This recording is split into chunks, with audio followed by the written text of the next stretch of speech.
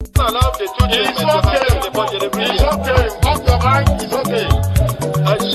Off your mind. Chai! Now wow, people wey suppose talk truth to power don't off mic. And if we talk, now 500,000 they go summer us, call them hate speech. But fear not, my ego don't come. Ingo torchlight every corner, nooks and cranny of all these bad people where they spoil our country.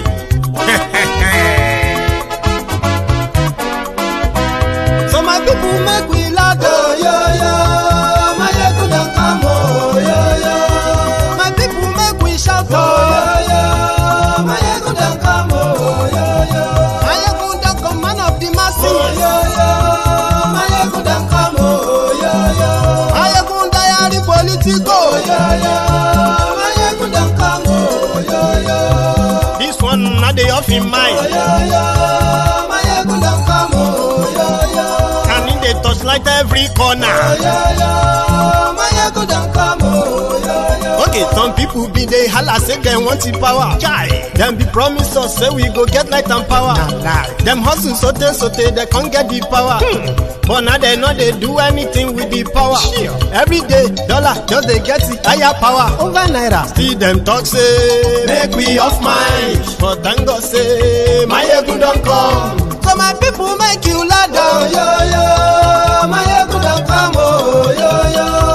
My people make we shout, oh yo yo. My ego don't come, oh yo yo. My ego don't come, man of the masses, oh yo yo. My ego don't come, oh yo yo. My ego diary politico, oh yo yo. My ego don't come, oh yo yo. This one not they off in mind, oh yo yo. My ego don't come, oh yo yo. Person where they do evil, no one make person talk. Them say that my yegun, that man too they talk. He too they talk. Say my yegun diary, he they hot like pepper. But every day then they take money in bulk. Woman picking, they the street they hawk.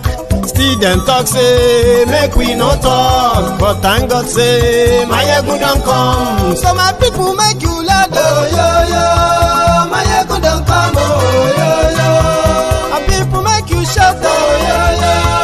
My yegun don't come, oh yo yo. Man of the masses, my ego don't come, oh yo yo.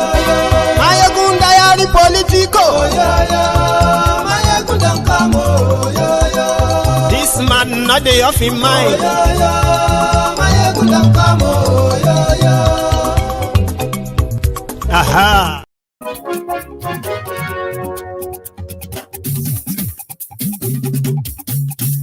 Hello there. Mayegun la wa mo la mo do. Mayegun diary na ibi number 1. Mayegun la wa mo la mo do. Good morning to you, good afternoon to you, and good evening to you from wherever you are watching from. This is Mayegun live. Facebook, YouTube, Mayegun diary.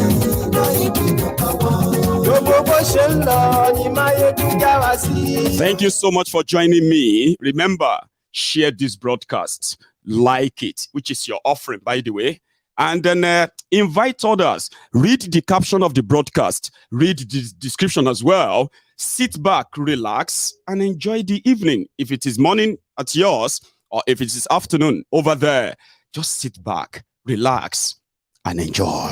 Mayegun diary politico. Mayegun diary number 1. Godfatherism, kò sí lọ́rọ̀ Mayegun. Mayegun diary number 1. Ẹ farabalẹ̀ ṣe o kẹ́gbọ́rọ̀ lẹ́nu. Kolu is back. To everyone who doesn't like or support APC, ẹgbẹ́kẹ́gbẹ́, or those of you who rejected Kolu and their kind of politics, you will call him Kolu is back, or Jagabandit is back. But to his own admirers, The ones that always sing, on your mandate we shall stand, on your pampas we shall stand, on your poo-poo, Bola, on your pampas. They call him Jagaban is back. So it's a mixed feeling. But in this homily, I think it will be a good time to probably push and see if Tinubu himself can answer some questions. Share this broadcast. Tell them, pay.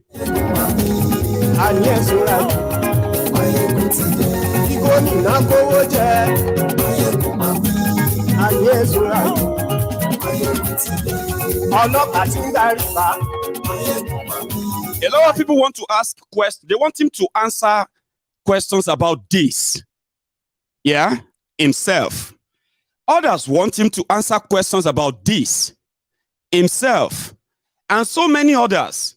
But as you are not getting answers, nobody is getting answers from Kolu. As you are not getting answers, there are more questions popping up again. Like Kolu returning to Nigeria with something attached to his armpits. This is, for somebody and for some people who have seen this and alarmed. Could it be that they forced Kolu back? Is it true that he is having serious health issue that they are not telling Nigerians? Who are those? Who knows? And what are they hiding? More questions, no answers. But again, it will never stop us from asking.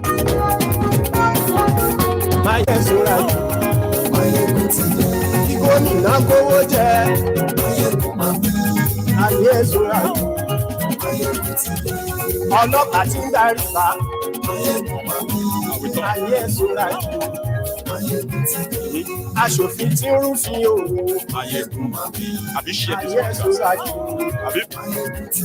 òwúrọ̀ olóṣèlú àyẹ̀sùnra ọ̀jẹ̀lú ẹ̀sùnràgì àyẹ̀sùnràgì.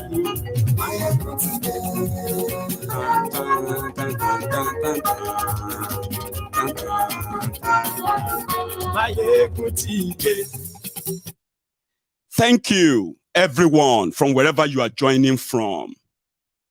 Just before we get fully into it, I would like to make something clear to everyone, as long as you are human. See, nobody is immune from falling sick, getting unwell, or even dying. There is no particular age that says you cannot get sick. Sure, you get? There is no particular age that says you can't die. So naturally, for humans, we are meant to, as strong as we are, at the time we will wither, and then, you know what I mean? We get tired. Some have kind of recovered from serious health issues. So there is no biggie about it.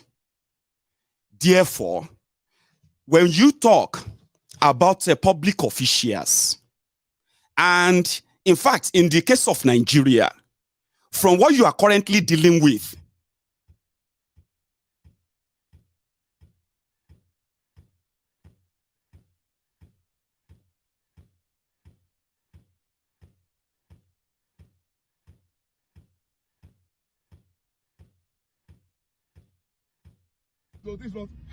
I will not allow you to. Help me! If they carry me, they go, we are not know. Help me! Help me! I will not allow you to. Help me! If they carry me, they go, we are not know. Help me!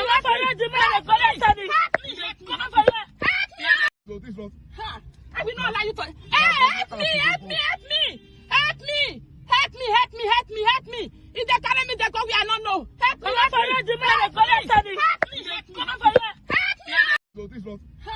I will not allow you to. Help me! If they carry me, they go, we are not know. Help me! Help me. Don't worry. I know they go anywhere. This is the beginning of the service. So the only difference here is this. When, hang on, sorry. I was talking about the health and all that. Anybody can fall sick. Anybody can die. So don't let anybody blackmail you for probing into Tinubu's health. And this is why. Your health is your private business. Of course, it's yours. I mean, whatever it is you are going through, it shouldn't be anybody's business, okay? Until you decide to be a public official, when you are expected to actually declare everything about you, including your health status. It's the law, it's their law. Their law says you have to declare everything about you, including the possibility of you being unable to carry out your duty in that position. It's their law. So that means everyone would then be what? Would be interested in. And you probably won't really be so interested if this man has, I haven't been like displaying some signs of mental disorder, incoherence, continency. Have you waited to call that way person they pee for body? Sure you get. Or where is completely lost lost the idea of the environment, dementia. Are you with me? Is displayed all these several in public that raise the concern of the people that is this man all right? We know he's not all right. Just like Buhari. Buhari survived whatever he passed through simply because Nigeria picked the bill. While Buhari was lying down, half dead like a vegetable, in a UK hospital, the thieves, they were using his name and all of them, they were running mad. The terrorists, they were also like hibernating in his government. They were what? They were running mad. The result of that is the Nigeria you have today. So Kolu left Nigeria 34 days ago. That's okay. I mean, he's still, he's no longer a private citizen, so let's not even go there. So, he rigged an election, right? And then he ran to Paris, where he was for, hang on, is that your, yeah. So where he was for medical care, not in Nigeria, where they are in government and they have been in government for 8 solid years. So this is also concerned. But meanwhile, while he was away, there were so many things. There were rumors that are actually not rumors. And in the coming days, we are going to know more, right? There were rumors that he suffered serious health complication. Nobody said anything in Nigeria. Oh, he's fine. He's very strong. He's agile. So when you now pick on this and say, this man know well, what is their game? What are they up to? Now, before we even go further, right? Me explaining to you that anybody can fall sick is normal. It's just to let you know that do not let anybody blackmail you when you are talking about this very serious problem. Don't let them tell you what is your problem with it, what is your business. Because if you have witnessed what Buhari did to Nigeria in 8 years, and all due to the fact that, number one, he's also demented. Number two, we don't even know what he's suffering from. Some said it's leukemia. Some said a cancer of the bone, cancer of this or that. Like almost every part of him is reported to have been changed, just to make him appear the ways they can push him on, just to appear as the president of Nigeria. And we remember that a lot of people, right, were actually like only happy, even though Nigeria was born, they were happy that at least Buhari is still the president. Whatever it is that they were going through, whatever it is Nigeria is passing through, it doesn't really matter. So that part, that people are now going to try to blackmail you simply because with what you suffered under Buhari, or you are suffering under Buhari, that has triggered you, put you in that PTSD state. Do not let anybody blackmail you with, do you want him dead? I know you are praying for him to die. No, no, no, no, no, no, no. Whether you pray for him to die or you pray for him to live, none of it is in anybody's control or anybody's hand. But what is in your control is the fact that the calamity of his failing health and those who are pushing him is going to be worse than whatever you are witnessing under Buhari now. Because even before Buhari became president of Nigeria, right? Buhari never spent weeks and months in hospitals. So, sure you remember. Buhari was not walking about with syringe attached to his arm, oxygen gas, oxygen cylinder, and then some ready-made emergency doctors that are going to quickly attend to him. Buhari wasn't like that too. So the point here is this: Tinubu is sick, and it is now going to be your Armageddon in Nigeria. Prayers, so all of you who are pretending. Remember, some of you were praying, but may Buhari succeed. Buhari succeed. May Nigeria succeed. All the enemy of Buhari will be put to shame. Now, who is in shame now? Who is in poverty now? Who is in high DP camp? Who are those who are currently in the graves? Who are those who are currently in the hands of terrorists as we speak? Nigerians. So you can sit back and ignore this and begin to push the narrative of they want him to die. No, but see, his death means absolute nothing to the destroyed and ruined Nigeria. Let's start with that. Do you understand? Now you have a drug lord and Osama bin Laden, two IC. Abi, what they call it, two in charge. Abi, they are going to be in charge of Nigeria. Then that means something bigger is behind that you should begin to pay attention to with these little details that are popping up. Talk, speak out. When they try to blackmail you with, hey, you want, no, don't, you're not interested in his death. Do you understand? You are only interested in the destruction that is its existence actually going to bring to millions of people. If you don't believe it, in 8 years, right, Nigeria moved from 13 million unemployed people to over 80 million unemployed people today. And with the World Bank report that just came out as well, Nigeria is going to add another 13 million poor people into the poverty basket. With Kolu, you can just triple the number. And some of you will still have a small strength today, to try to kind of shout people down, abuse people or blackmail people, and all of this, and ignore all these warnings.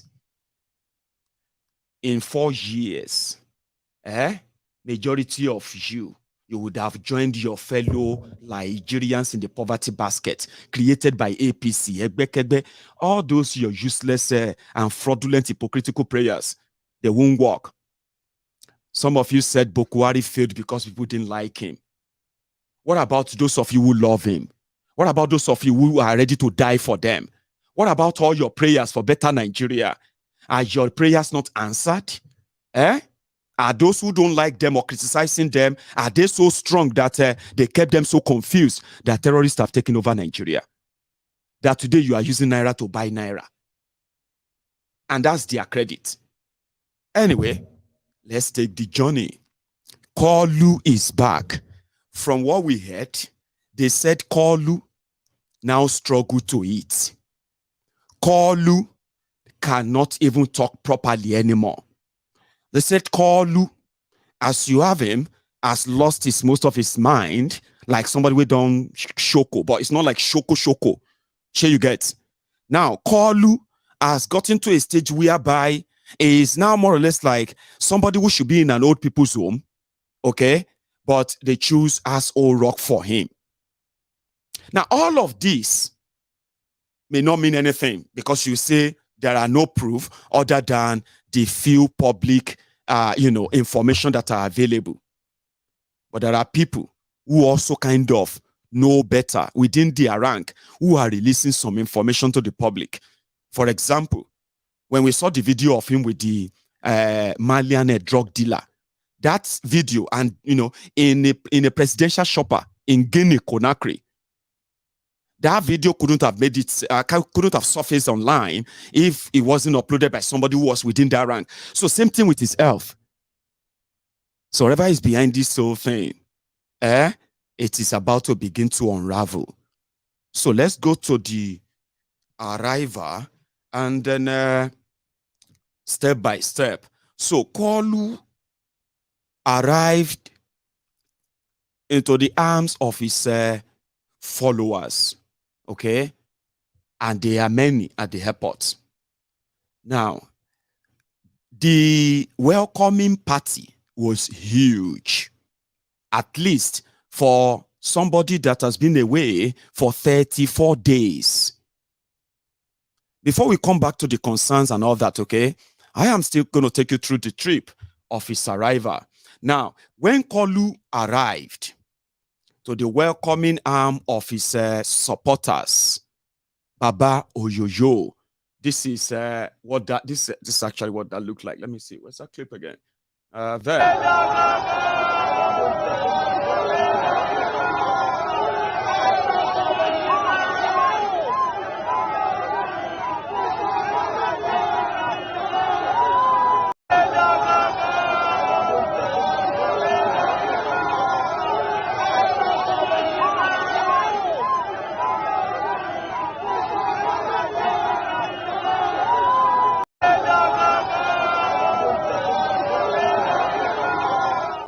Jagaba. Let me give you a better one. That's a better one that seems to be like a more spread. Let's see.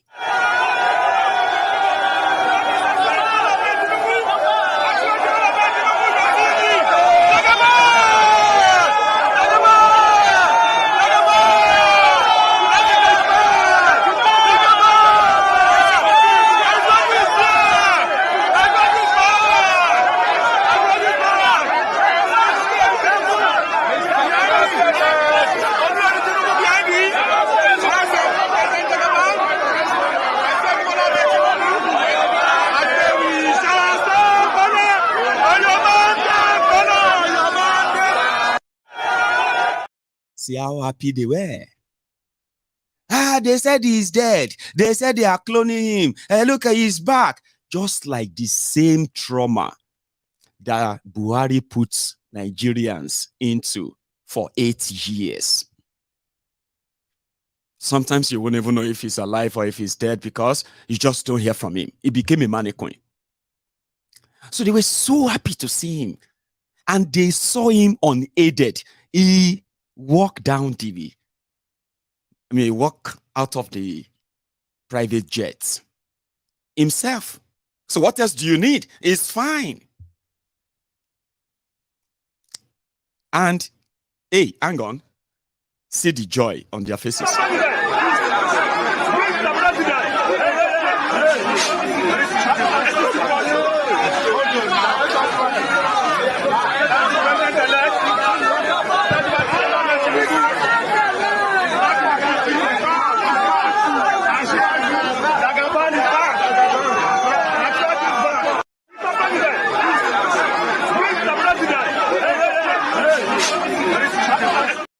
Yes, Jagaban Guinea is back. The Lagos Sabo Bakus were happy. The Yoruba APC fanatics, they are so happy. But it looks like it's like they forced him back.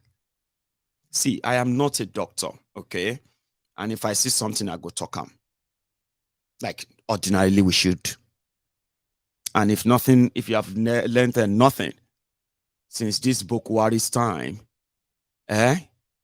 well, the point I'm trying to make here is that do not blame people who don't like him. Do not blame enemy. Do not blame anything for what are really obvious. He's a sick man, and he's going to need a lot of foreign medical trip in order to at least to continue to appear in 5 seconds video, 20 seconds video, sometimes 1 minute videos. It doesn't have to say much. All he has to do is just to appear. So it feels like they like, if you look at that guy at the back of Kolu, that guy wearing a dark sunshade glasses, sunshade. That is the Alimodu Sheriff of Borono, the first accused alleged founder of Boko Haram. They are all friends now. All criminals in Nigeria. If you're looking for them, go and check them around Tifnumbu. That is a fact as well. I don't know how you feel. Thieves, money launderers, drug pushers, terrorist sponsor, and the rest of them. You will find them around him. He has them. Militancy, yes. Terrorists of Niger Delta, all of them. They have a bit of, is very welcoming. Now, in the mood of Kolu has returned, inauguration mood, this is concerning, see, normally, APC, Egbe, they will not agree, they will not admit. Sure, you get, they will think you are trying to mock him. But I am actually not here to mock him. Because like I told you, this could be anybody. It doesn't matter your age. Do you know that? We have seen children who are undergoing chemo for cancer. We have seen, we have seen elderly people. We have seen young people who have had to take a treatment that requires them to receive this kind of, sure you get. I don't know the name per se. Some of you are doctors. You know something. Some of you are actually like in the medical line.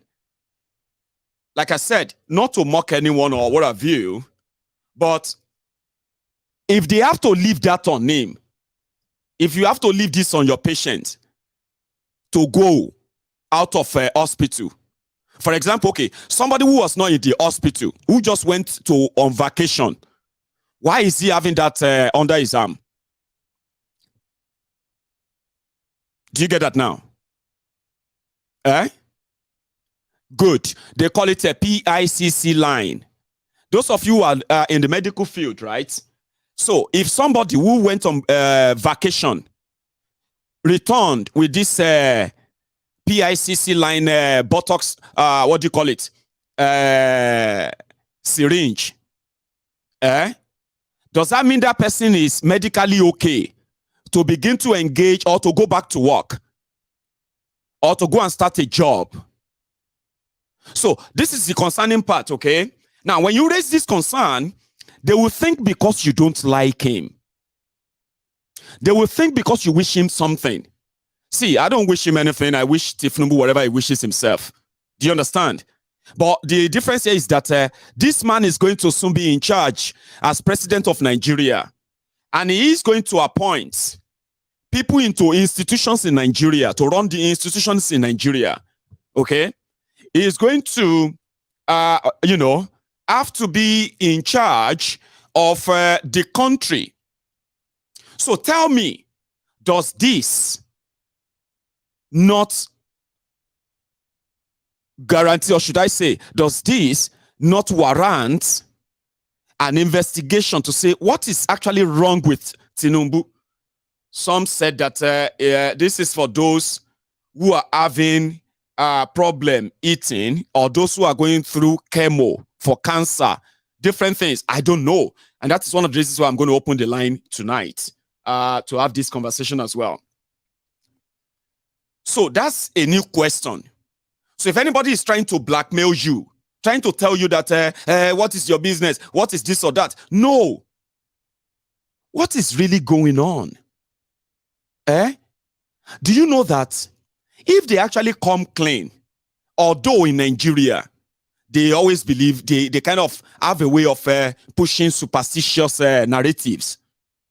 Remember during the Buhari time, Buhari was suffering from heart disease, kidney failure. He was suffering from some other things that will probably, like life-threatening, sicknesses then, that he has to go through different dialysis for recovery, different transplanting and the rest. And they kept them stay secret, but he did the hand of the NHS in the UK. The president of Nigeria medical record and every procedure he passed through or he went through, the record is with the MI6, is with the UK government, is with the NHS in the UK. But the people in government in Nigeria, the security government, the security agents in Nigeria, they have no medical record of their president. So do you now see why they said it is easier to use all of the compromise on the criminals who are in charge of Nigeria by the West, the ones you call the neo-colonists, the imperialists. So do you see how you kind of, in a double-edged sword, stab yourselves when you push this kind of individuals? So Buhari, that nobody knew what happened to him, was in the UK for months. And they were telling you then that, you remember, they were bringing up different superstitious narratives in Nigeria. Some people poisoned him. How did they poison Buhari when he's surrounded by his own people? They said no, they poisoned the air condition in his office. But he only had kidney problem. That he had to undergo dialysis in the UK. And so many other health complications he had. Yeah? And he was given the first class health care here in the UK. So for 8 years, Buhari turned UK, Nigerian president turned the United Kingdom to his permanent home because of health care. Now, here is Tinubu, is a billionaire, is a kleptomaniac, political crook that has so much money. So having access to the best healthcare for Tinubu is not a problem. It doesn't have to be president of Nigeria to have access to that. Do you get that? He lives like a president anyway, is the president of Lagos, the state that is the richest after federal government of Nigeria. So he's the president of Lagos. He has his own different private jets, top of the grade, top of the shelf private jets. All he will need is just to put the emblem of president of Nigeria on it. And he has the money. But now he is going to give you, this time around, he's going to give you a different vibe. But we will all have to go and learn how to speak French. He has a house in the south of France. And his American hospital where he has doctors in, they are based in Paris. Now, if they don't tell you the truth about whatever is wrong with him, the next thing you are going to be dealing with for the next years now will be somebody is trying to kill him, somebody wishing him death. Some people, they are a bit different. Let me say something to you. During the Buhari time, the Buhari came and he told all of us who we are. Do you know that it was Buhari who told all of us who we are? Yeah. Before, people used to lie to themselves that the problem they have in Nigeria is the problem of leadership only. Bad leaders. But when Buhari came, he made every tribe, every ethnic nationality, every religion in Nigeria to know their place. The impunity that he brought, the Fulani supremacy that they preached, made everybody realize where they belong. Once they say, go do it, people actually got to know that. And he made APC with Buhari, they crossed all the red line that those who were before him pretended, hypocritically avoided. Buhari crossed every red line. Know your place. So if you be Yoruba, know your place. If you be Igbo, know your place. If you are a Christian, know your place. If you are a Fulani, know your place. If you pass your boundary, they'll go show you. That's exactly what Nigeria has become. Divided like never seen before. Sure you get. Now, with Tinubu brand of politics, or more, their own was past the xenophobia in South Africa. The moment you say anything about Tinubu, you are going to receive a lot of things. Let me give you the idea. If you are working in the media, you are going to go to jail. All right? They're going to shut you down. Or they're going to force your employer to sack you. in the coming days, weeks, months, and years once they get what they're about to get in the next 1 month. If you say anything about Tinubu, the first thing they're going to say is that if you don't agree with Tinubu, then you are enemy of Yoruba people. Remember these cretins, these miscreants, these crumb eaters, praise singers, vuvuzelas. They are so small. If you take violence out of the whole game, they are much like worthless and useless. But in the coming days, you are going to realize that there is difference between APC, CPC, APC.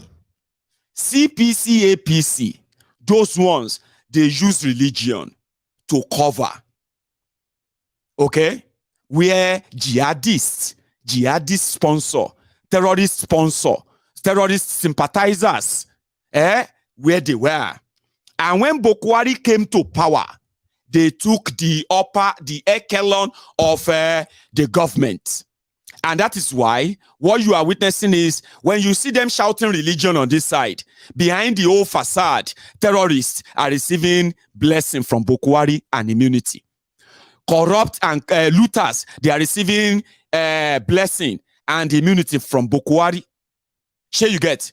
But out there, they are what? Shouting the North versus the South, Muslim versus Christian, Fulani versus others. But behind this whole facade was a pure madness. Abi? In that same APC, they have the ones they call ACN APC. The ACN APC, those one are the Yoruba, lawless, jobless, and criminal fanatics. I mean what I'm saying, they will call you Omoale because you are not supporting a drug dealer. They will call you Omoale because you are not defending a drug dealer. Do you understand? They will call you Omoale Yoruba, these little minute miscreants and scavengers, right? When the fanatics, the jihadists, when they are doing their thing, the Agberus, the miscreants, the Yoruba APC, they were hungry, starving. If you don't know them, we know them. Here you get. They were overworking. Okay? They were so overworking in defending APC and they were hungry, starving, and poor. I'm not joking.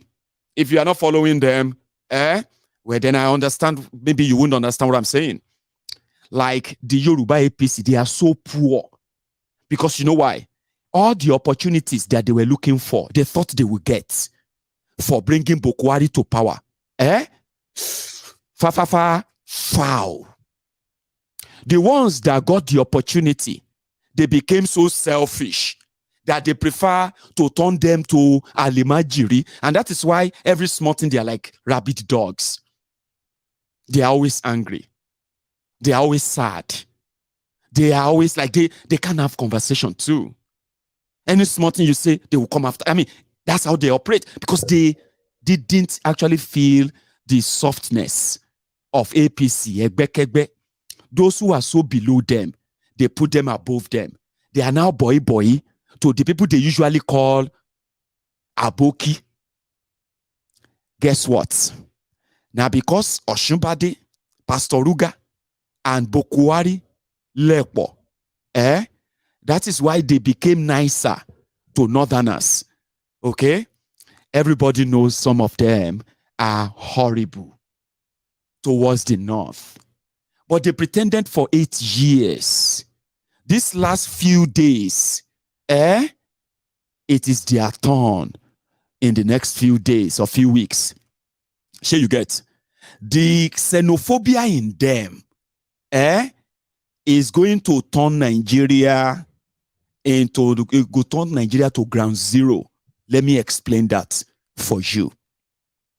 Today, there is a general belief that the Fulani terrorist committing crimes in Nigeria enjoys the presidential privilege immunity, which has made the other people from other part of Nigeria become powerless when Buhari's government started using the army to what? To crush the people who ever dare to fight back the Fulani terrorists in their territory. For 8 years, Buhari tried to force the Fulani agenda on the rest of Nigeria. Example, Ruga, Katu colony, Katu settlement, and all those nonsense they brought about just to placate terrorists in Nigeria. Fulani agenda. It was real for 8 years. But why they were at it, when they were at it, right? They didn't kind of, you know what I mean? They didn't, the northerners, right? They didn't kind of, or maybe they didn't win when they tried to push that we should accept all that. Abi? Now let's put the facade aside. For Tinubu and gang, you are about to witness everyday attack on you simply because you are not supporting Kolu. Not just that. Every time you raise any concern, okay, you are going to be shut down. Remember, because of Buhari, Nigeria has become the poverty capital of the world. That is their legacy. Nigeria has become the second most terrorized people in the world. That is their legacy. Abi? Now, this whole legacy that Buhari own and the northerners don't even have the strength to defend. When it comes to Kolu, they won't own it. They will hunt you. The agenda is to ensure that you won't see him. Number one, you won't see much of him. Okay? And every time you raise anything and say, they say naira is now exchanging for so and so, they will come for you. Now, their own worst xenophobic mind, which I am going to be one of those who are going to be at the front, at the front runner, at the front of the whole thing, to explain to the people that Tinubu's agenda and the miscreant Agberos and the thugs that are going to turn Nigeria into ground zero very soon, they are not Yoruba agenda. I'll be one of those that will narrate that, because we know even the Fulani agenda is not because of the Fulani. You know that they were trying to take the people's land, give them to the to the Fulani elite, and the Fulani elite will own the land, and they will bring in their own Fulani terrorists into the place. But they own the land; it is no longer your land. That's exactly what they wanted to do. It's like, Shebi, you don't want to allow you don't want to give up your land, Abi. What we are going to do is that we are going to take the land. Then we're going to gazette the land. So when we gazette the land, we're going to create local government from those lands. And the lands, the owner of the land, it will be the first time that you will see individuals will be the owner of a local government. They will tell you, Alhaji Salisu, you don't know him. Just like the people of Niger Delta, they don't know all the people who own the oil in Niger Delta. The people who are in the Niger Delta people, right? They have the oil, but they don't own the oil. So that's exactly what Buhari and his gang were trying to push. It didn't work. So whatever Tinubu and gang are going to come around to push and attack people, they're going to it's going to be like North Korea, because there'll be so much questions to ask, and they won't give you the answer. Rather, they will say you are our enemy. If you criticize in any way, they will come after you. They are going to look for friendly nations, countries, where they are going to get more Nigerians kidnapped and sent back to Nigeria, into Nigeria jail. That's why I said they will turn Nigeria to ground zero. As mad as Buhari is, he no fit force Fulani agenda on Nigeria. He no succeed. He only used he just used that as a small screen for other looters, right? To what? To access your commonwealth. And where did that leave Nigeria? Poor and poorer. Abi? So Kolu is back. So maybe we should then start asking questions like, Alhaji Kolu Jaga bandits. The news out there is that these two men are your men. The one on the left who got convicted for the same drug dealing that Tinubu got convicted for and forfeited $460,000 US. And Shegun Agbele, or whatever his name, the guy on the right, also who was also convicted with this, in the same case. Now that the INEC and possibly the Nigeria Supreme Court are in the bag, a lot of people want to know what to say when they are asked about these people and your drug conviction. A lot of people would like to know what to say as an answer as Nigeria turned to narco-state. A lot of people would like to know what Tinubu has in common with this Osman Yara. Osman Yara, a known Mali drug lord, in a very widely, publicized video, a viral video, where people have kind of believed now that it was a cash transfer or a cash exchange for something that looks like, if we have to put into context, these guys here, right, the Mali drug lord in the middle, the governor of Lagos State that his own predecessor once told us, Ambode, that once told us this, remember? And the only way out for us is to continue to do that in the next 4 years. This particular aspirant, as you all know, you can go and check it, the records are there. This is somebody that has been arrested for spending fake American dollars in a nightclub in America. And he's been detained for months. And he knows that he has won mock shots for months before this whole thing was quenched. He's also known that he doesn't have the competence to do what he's being propelled to do. The records are there in Guadalajara General Hospital. This is somebody that has gone for rehabilitation before.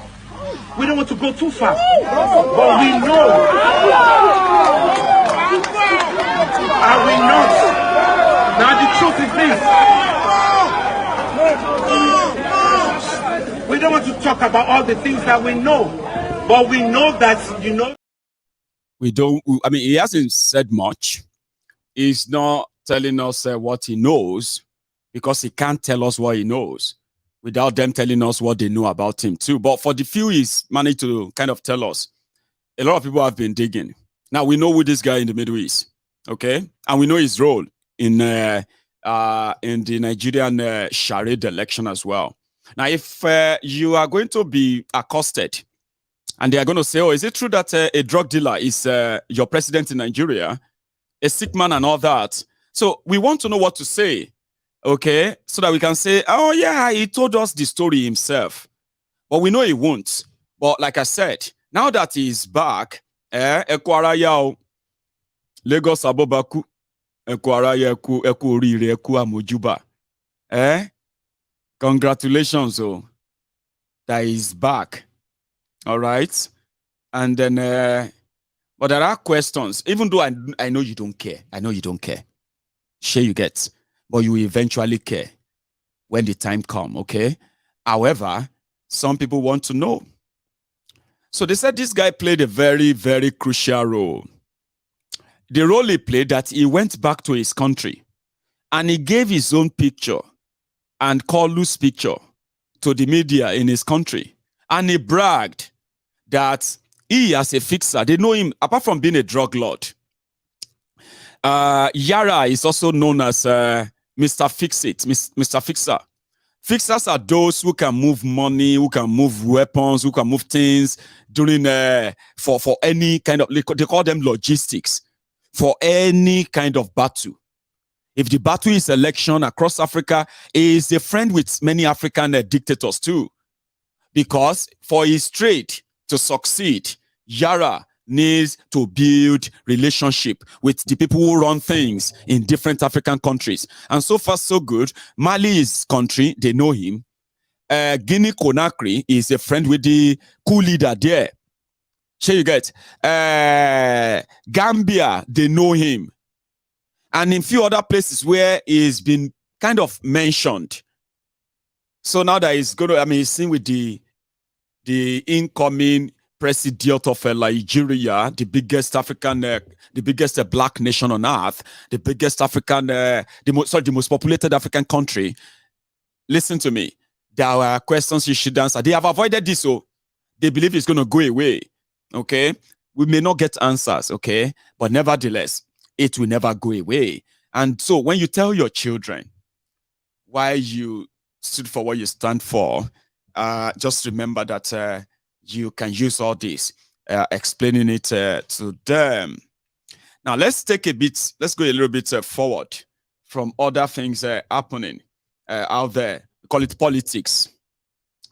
So let's move away from politics in a little bit. Yeah, it's already happening. Nigeria is yet to have his own Pablo Escobar, as the president. And so somehow, it seems that the era of them apprehending drug pushers and all that are going to begin to wind down. But this past 2 days or so, at the Muritala Muhammad International Airport, people actually have the audacity to do this, right? They are smuggling drug out of Nigeria. Nigeria is yet to be a narco-state. Nigeria is struggling and suffering from drug abuse, drug transit and all that through Nigeria, and even drug carrying, drug smuggling. That's the word, drug smuggling. Now that a convicted drug lord seen with another African, drug lord is yet to be your president, I think the confidence is just going to grow. Let's stop by at Muritala Muhammad International Airport, where they discovered this in fabrics.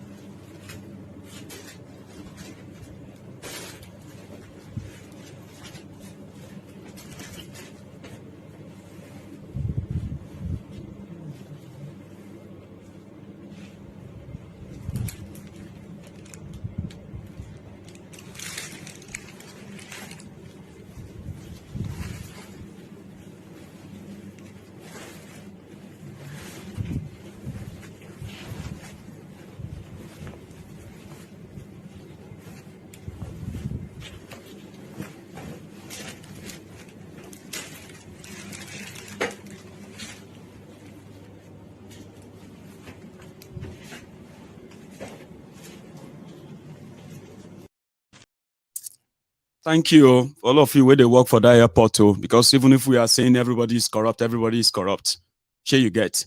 Some of them are saving the lives of the people that they have pushed into poverty even more to recruit them as drug smugglers. Sure you get. Sending them to different parts of the world where so many of them don't even come back. So many of them have ended up in jails all over the world. So whenever they get stopped in Nigeria, they're actually doing them a favor. But now that the drug lord is coming, all they have to do is to infiltrate everywhere. It will become a normal thing. If you don't belong to the carcass, you are not going to get your own drug smuggled. Are you with me? Let me show you another part of that video.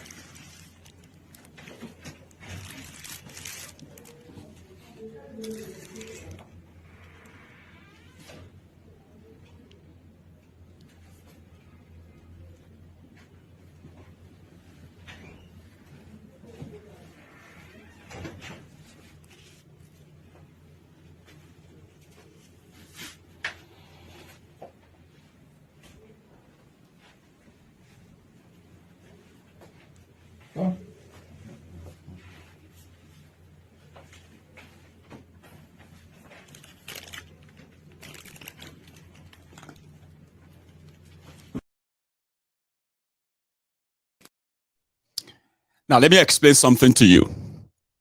For everybody, everyone watching me right now. You know, every time I keep telling you that sometimes, or in fact, maybe all the time, we should try and stop trying to convince people not to do bad things or not to promote horrible things simply because they have the freedom to, and then they have the urge to support bad thing. That we should stop trying to convince people from doing that. We should start telling people the consequences of actions and inactions of everyone.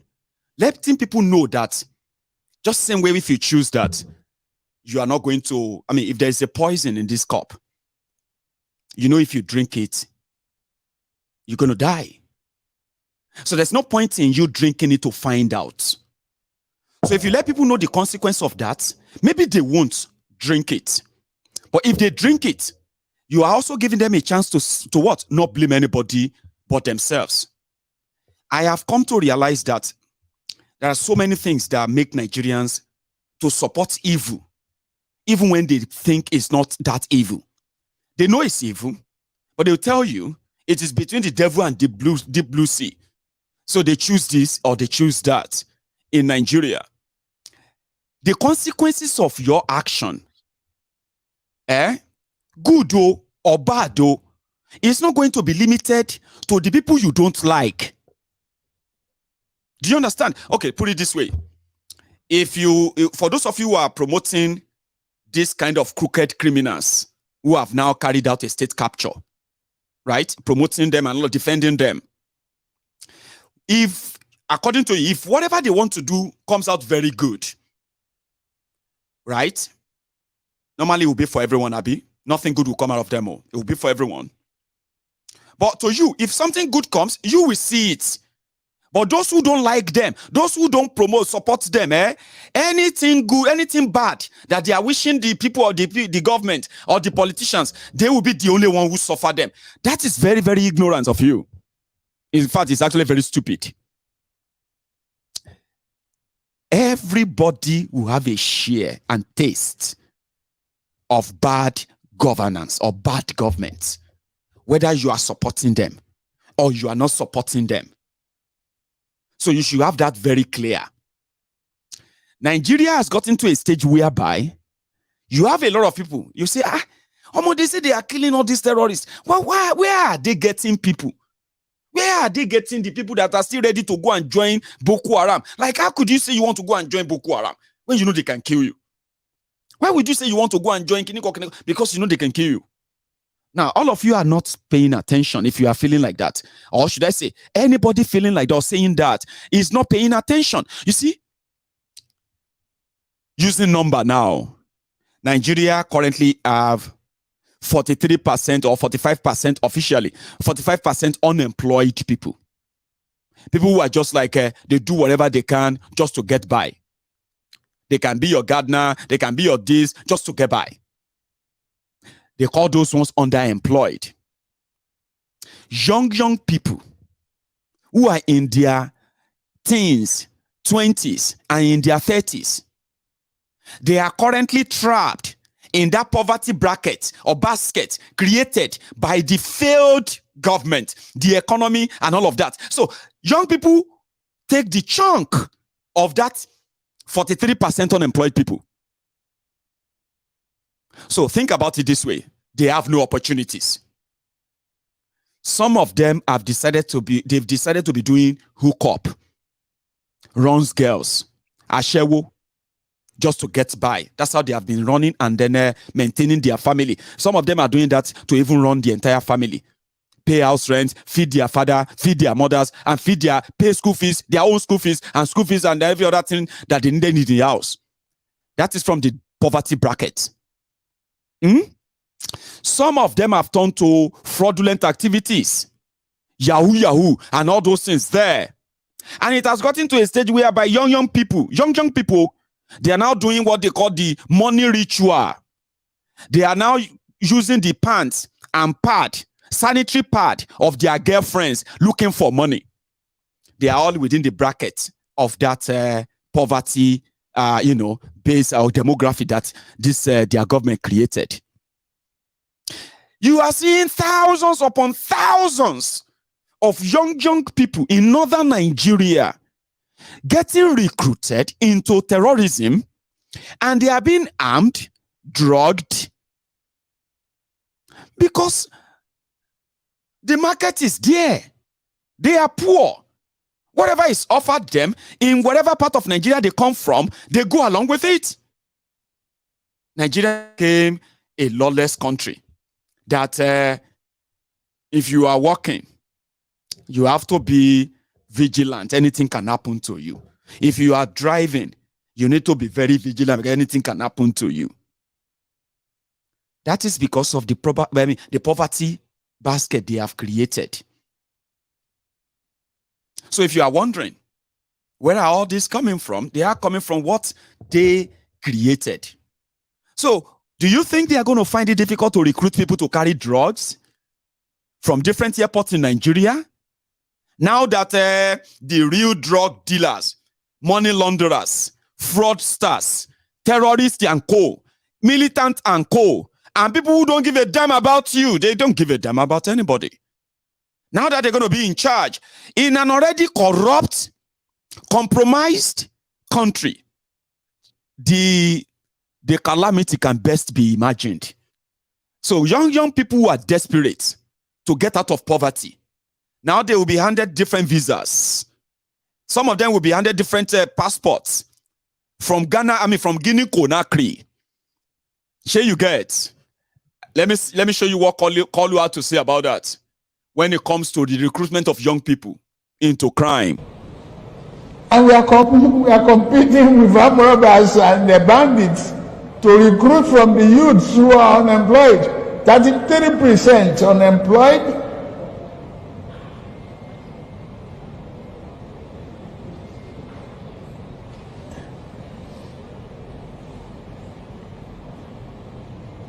Recruit 50 million youths into the army and take away from their recruitment source. What they will eat? Cassava, agbado, corn in the morning, yam in the afternoon. It's growing here. You create demand and consumption.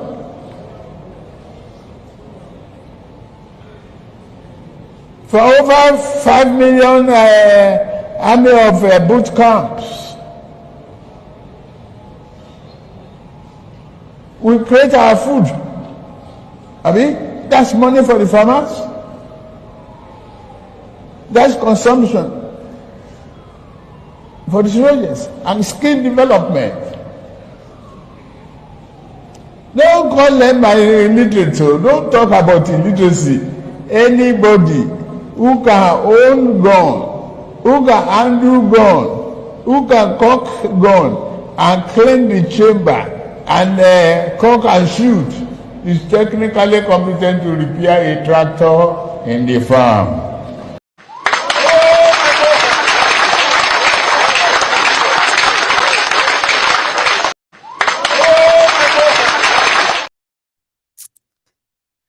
So yes, hopefully, Kolu will recruit 50 million of you from that unemployment pool so that you won't end up in the hands of drug pushers that are going to begin to recruit a lot of you now. Young girls, would you like to go to Dubai? Let's send you on an holiday to Dubai. If you go to Dubai, we'll give you 10 million naira spending money. But you have to deliver a package for us. And that package is just some clothing and all that, okay? For my friend, once you get there, I'll give you the address. You take it to that hotel. That's all. And then you get a 10 million naira spending money. A lot of you will jump at it, Abi. Only share 1 year, go gbere like odigba.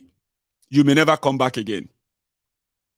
Now, this whole thing, these stories, sad stories are going to be popping up. And a lot of you are going to come back and blame it on people who don't like them. It's not about liking or not liking them. It is the fact that what they represent is dark. And it's not even being made up. This is from their own track record. What people can find. Here you get. But in this whole thing, the lives of the people, lives of millions of people is at stake. You know that. I know you don't care if you are a Lagos Abobaku, but your own life may even be your own life too is at stake. Whether you are living abroad. Maybe one day you won't go back home to go and flex over the Lagos Abobakus, home-based Lagos Abobakus. The humbled slaves and then the sophisticated morons. You like to go back home in your new car, in that your newly completed house, Abi. Your life is also probably going to be at stake too. Nobody is spared. My life is also going to be at stake. The consequences of all of this is not limited to them. Ask those who have paid the supreme price under Buhari. Majority of them probably didn't even support them. Some of them probably didn't even participated in your elections. Some of you were not like you are even abroad. Everyone is a victim. Depends on your own kind of a coping mechanism when you try to pretend that everything is all right until Nigeria happened to you. See, I just heard that there are over 5 million Nigerians in Sudan. And Nigeria is not alarmed. Let me tell you something. As many of you love to go and live in, some of us from the South, we love to go and live in America, to go and live in, UK, Canada, and all those fancy destinations, Europe. In northern Nigeria, their lovely, better destination have always been Saudi Arabia. If you know the number of Nigerians living in Saudi Arabia, some of you will begin to kind of have a rethink sometimes when you push evil in Nigeria without actually thinking that you have your peers in other places. In Sudan, they said over 5 million. In Chad, there are over 2 million. In Niger Republic, Nigerians we can't even know the difference because Buhari is from Niger and is your president. So anyway, they say in Niger Republic, there are more than 1 million that are from northern Nigeria living in Niger. They are Nigerians. And they are like that everywhere.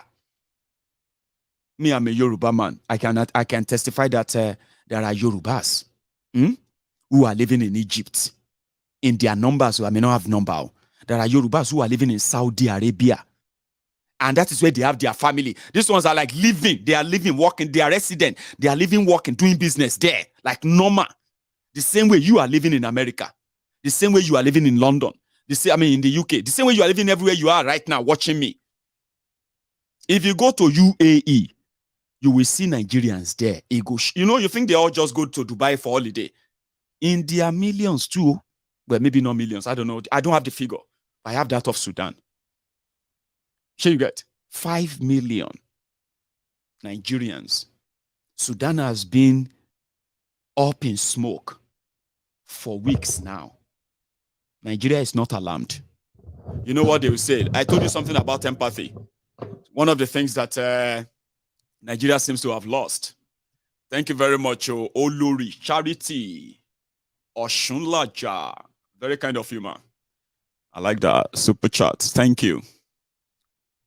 There are millions everywhere. So when it is like what you have in America, you know the massive population of Nigerians in America. Like that.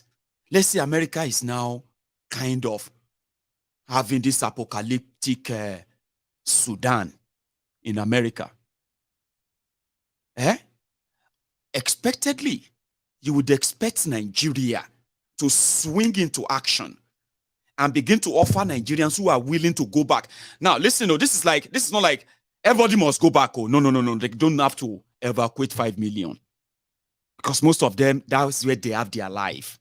That's where they have their family. That's where they have their children. And it was because Nigeria is Nigeria.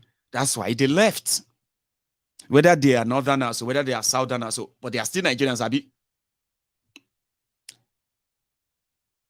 Sudan has been going up in smoke. Bow.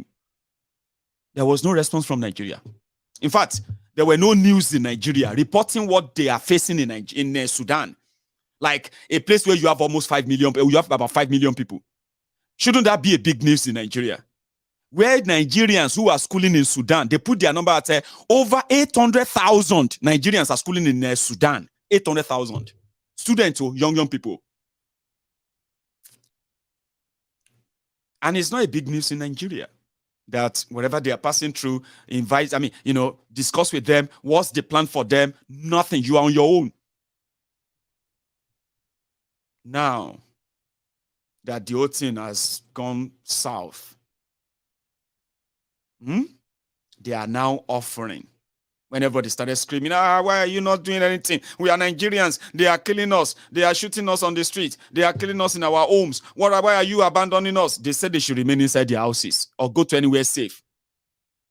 Now, the news is that they are going to try and evacuate all of you. If you are watching me from Sudan, I empathize with you. I sympathize with you. But as usual, we can only scream like this and pray that you get the help that you desperately need.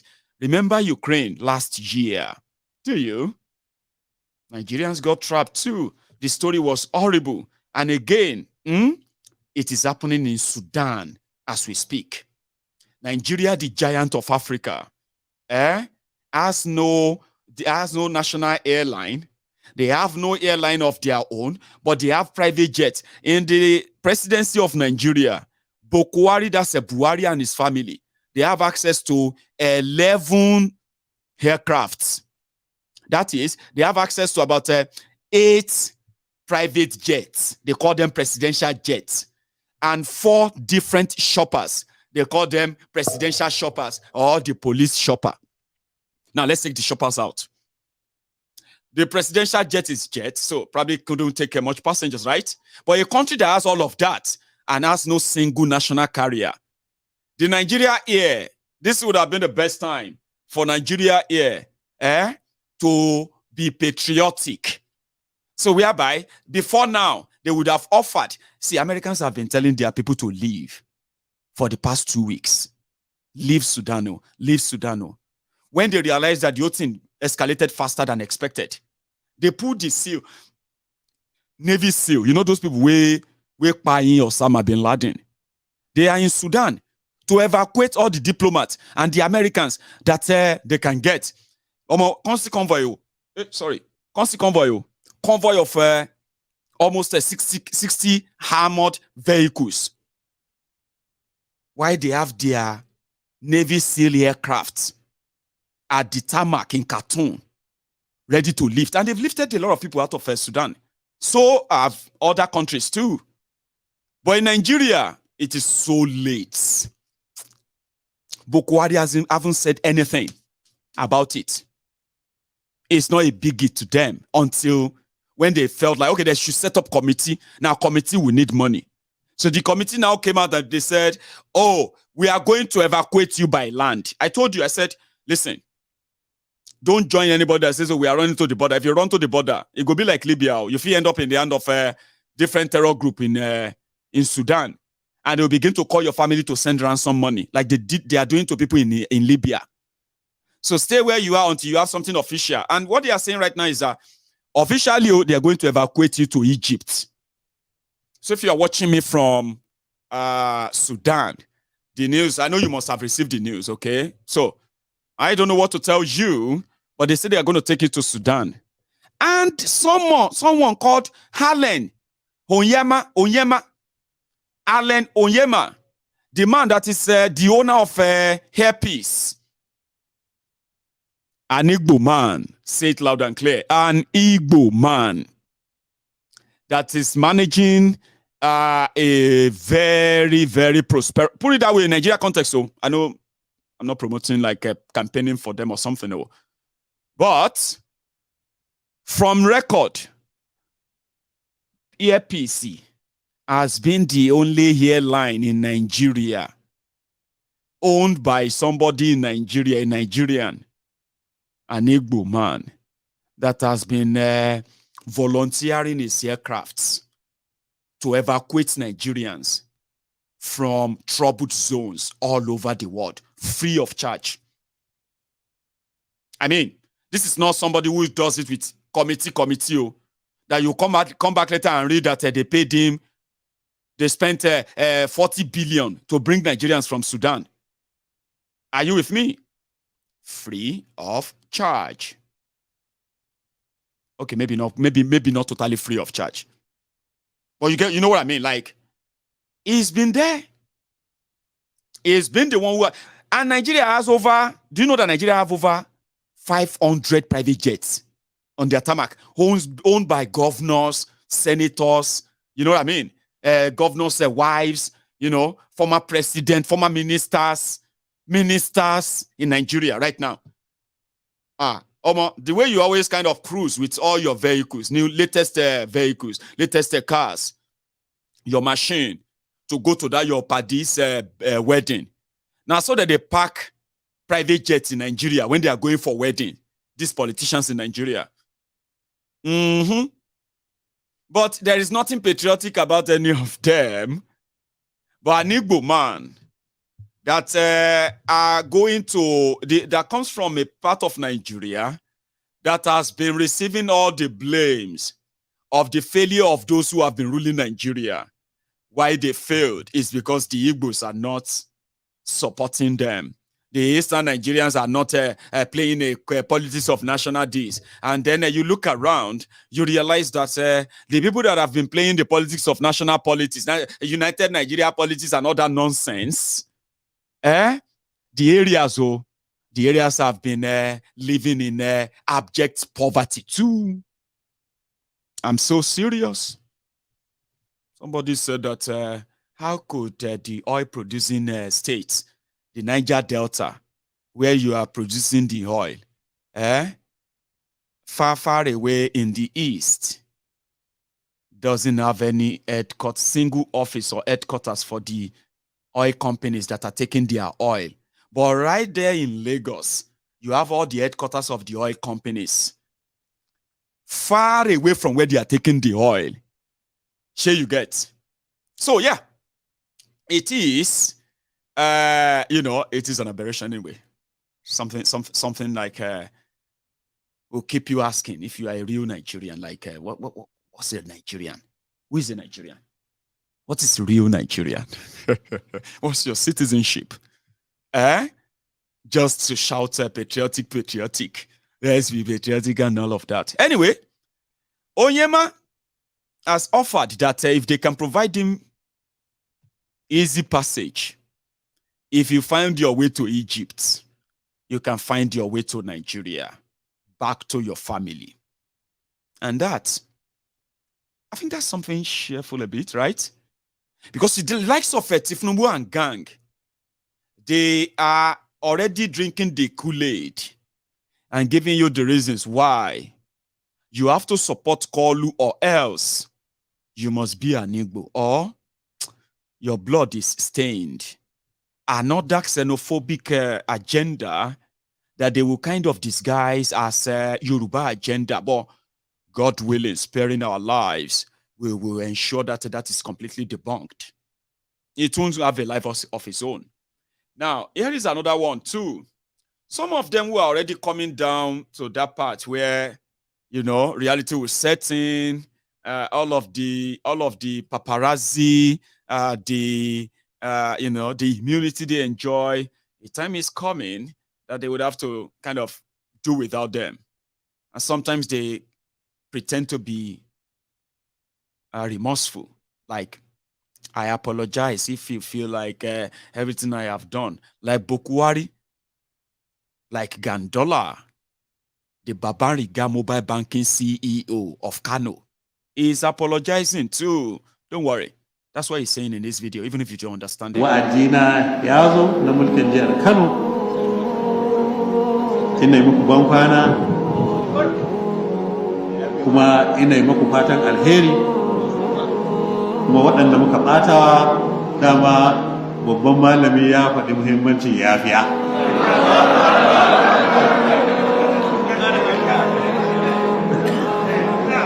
To ni na yafi.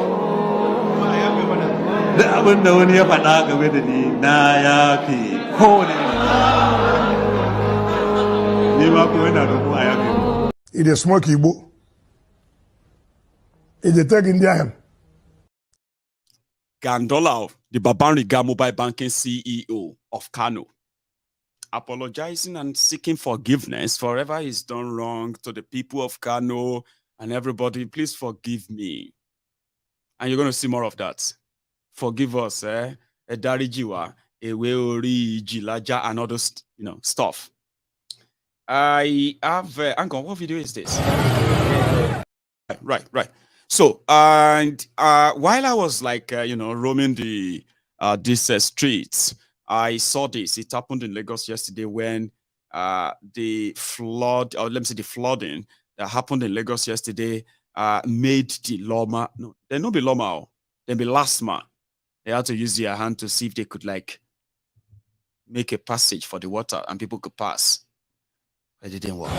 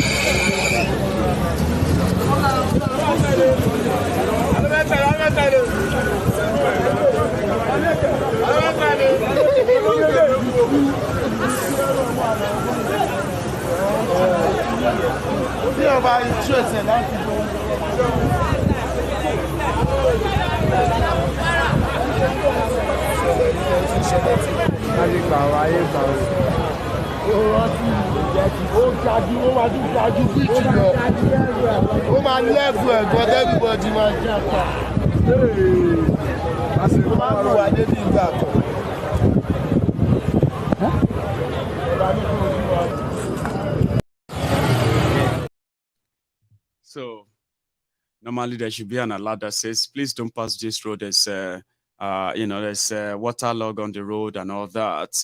But again, it happens. And mega shitty with all blocked drainages where people will tell you, yeah, flooding, they happen for your own UK dear. Of course, flooding happens, yeah. But you don't want to compare that kind of a flood and all that with, that kind of flooding with what you have in Nigeria. Anyway, call it natural disaster. I hope you know that they are already warning you. Remember what happened last year when a Cameroonian dam was opened? Remember that dam they opened last year? And you remember those who died, those who lost their property. Some of you probably actually know one or two people who survived that flooding, right? They are warning you again. So there will be no kind of a barrier or anything or another dam kind of built to take in the water like we discussed last year. So again, do not compare flooding with another flooding, okay? Or flood with flood. Not this way. Anyway, thank you very much for tonight. So what let me see. Have I forgotten anything I haven't really discussed?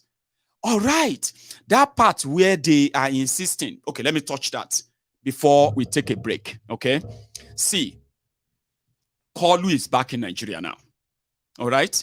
And let's hope there will be no emergency that they will have to take him out of Nigeria again before the May 29.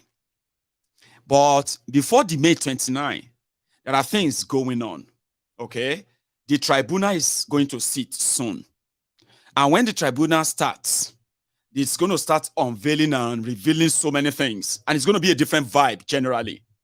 But I can tell you this, that even up till now, they are still doing everything to make sure that people with petitions withdraw them, especially Obi. Atiku and Co, they are also like dusting up too.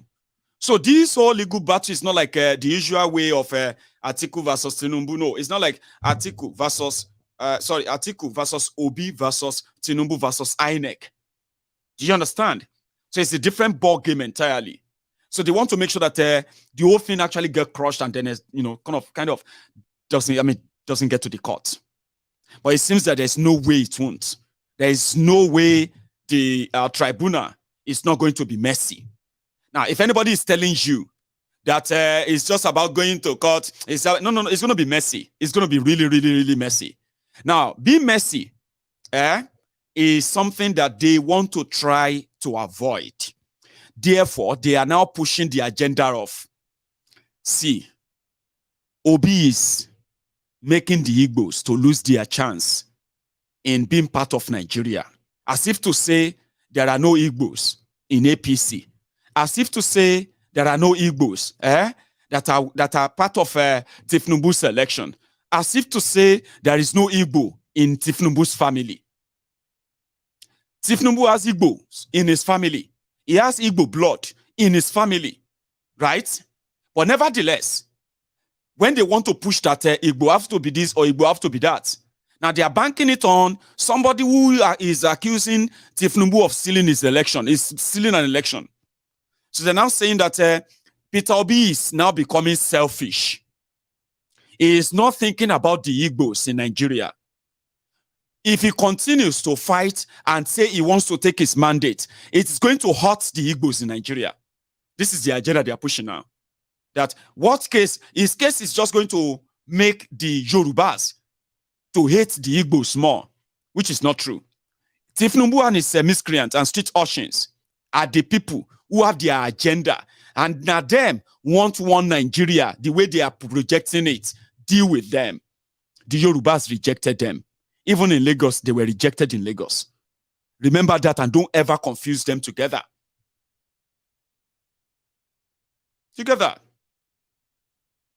So, and I want you to know that if their pressure of pushing the Igbo, hang on, this pressure being pushed to make Obi feel like he's carrying the weight of Igbo's lives in Nigeria, and if they want Nigeria and Tinubu's government, or supposed government of Nigeria, if they want Tinubu's government to favor the Igbos, Peter Obi must withdraw his case from court.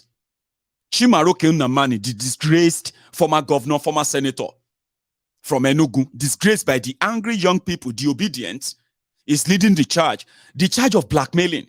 I know it's irrelevant to some of you who are like, but I'm just letting you know that this is ongoing. And when you listen or hear them in public, imagine what they are not saying in public. Imagine those who are actually not speaking in public. Do you know something? Tinubu has listed those he named in his transition committee.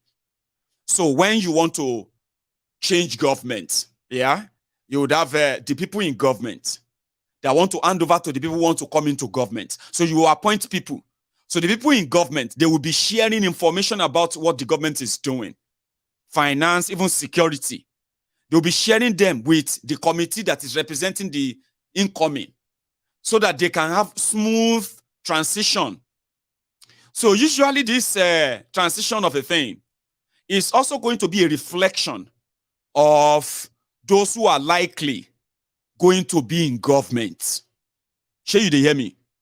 Because if you are part of the committee that is going to work on transition, and you have access to what Buhari is doing and his government, what DSS is doing, what Nigeria Army military they are doing, all this information, you have access to them. You will process them, and then you will advise the incoming president, Abi. So if you have access to those information, does that not mean that you are going to be part of that government? So when Tinubu listed the names, there is no single Igbo in that list. And do you know something?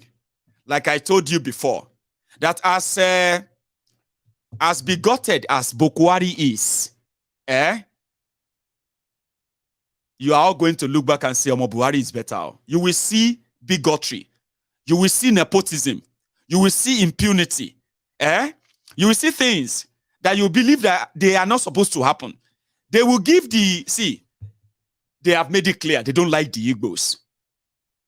Despite the fact that having Igbos around them, Joe Igbokwe went on social media to go and complain.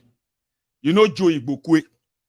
Joe Igbokwe is the special advisor to Sanwo-Iku on gutter cleanings, toilet cleaning, waste bin disposal, as well as environment. They call it environmental sanitation officer.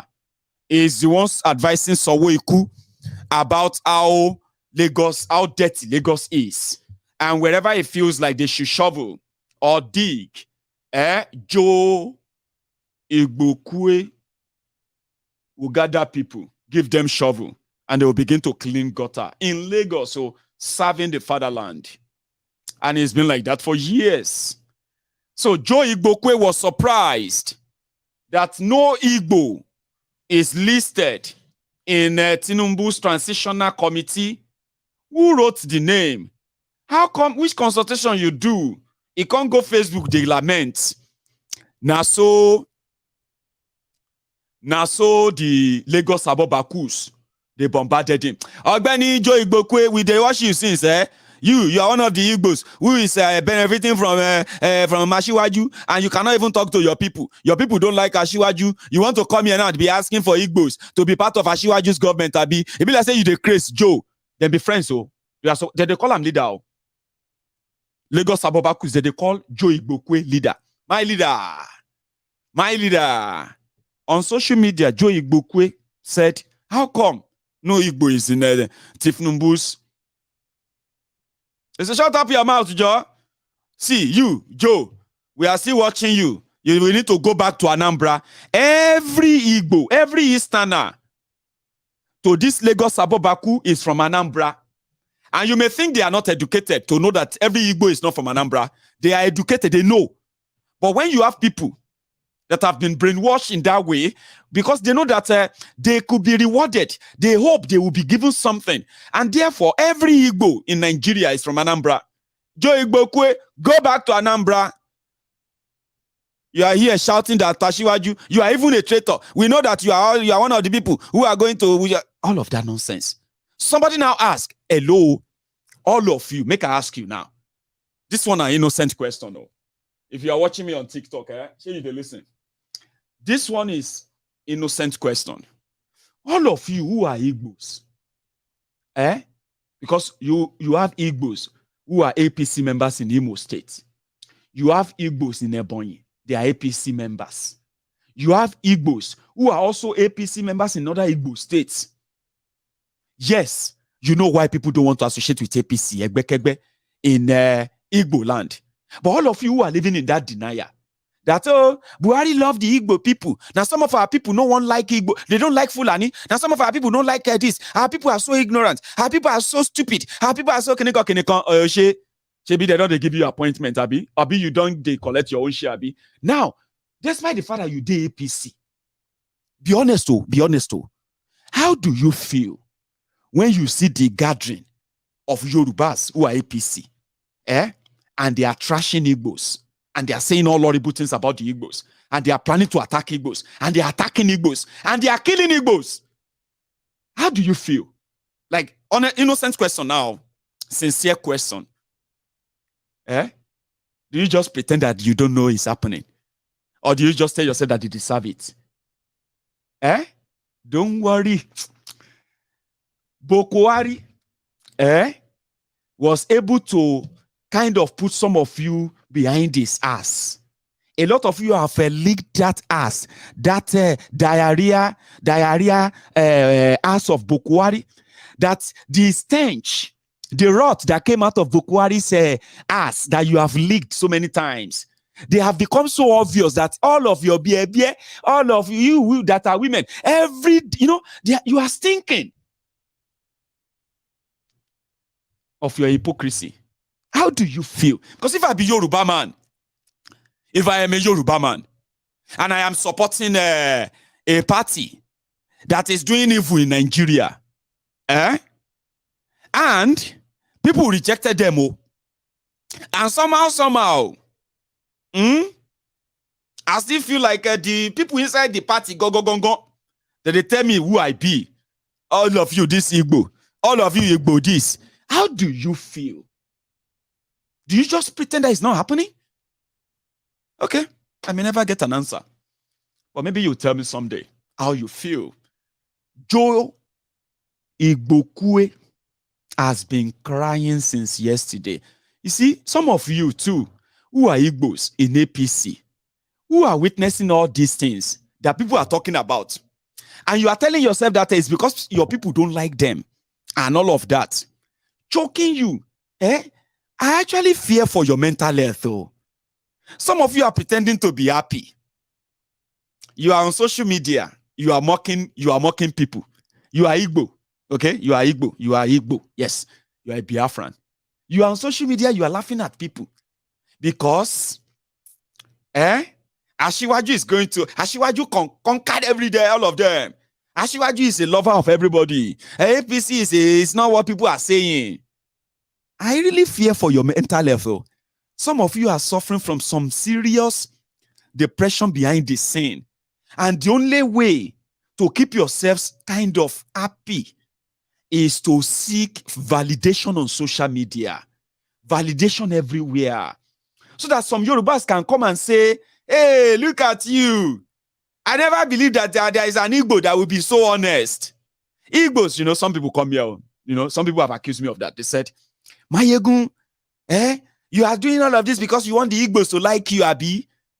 They are ignoring all the facts I am presenting.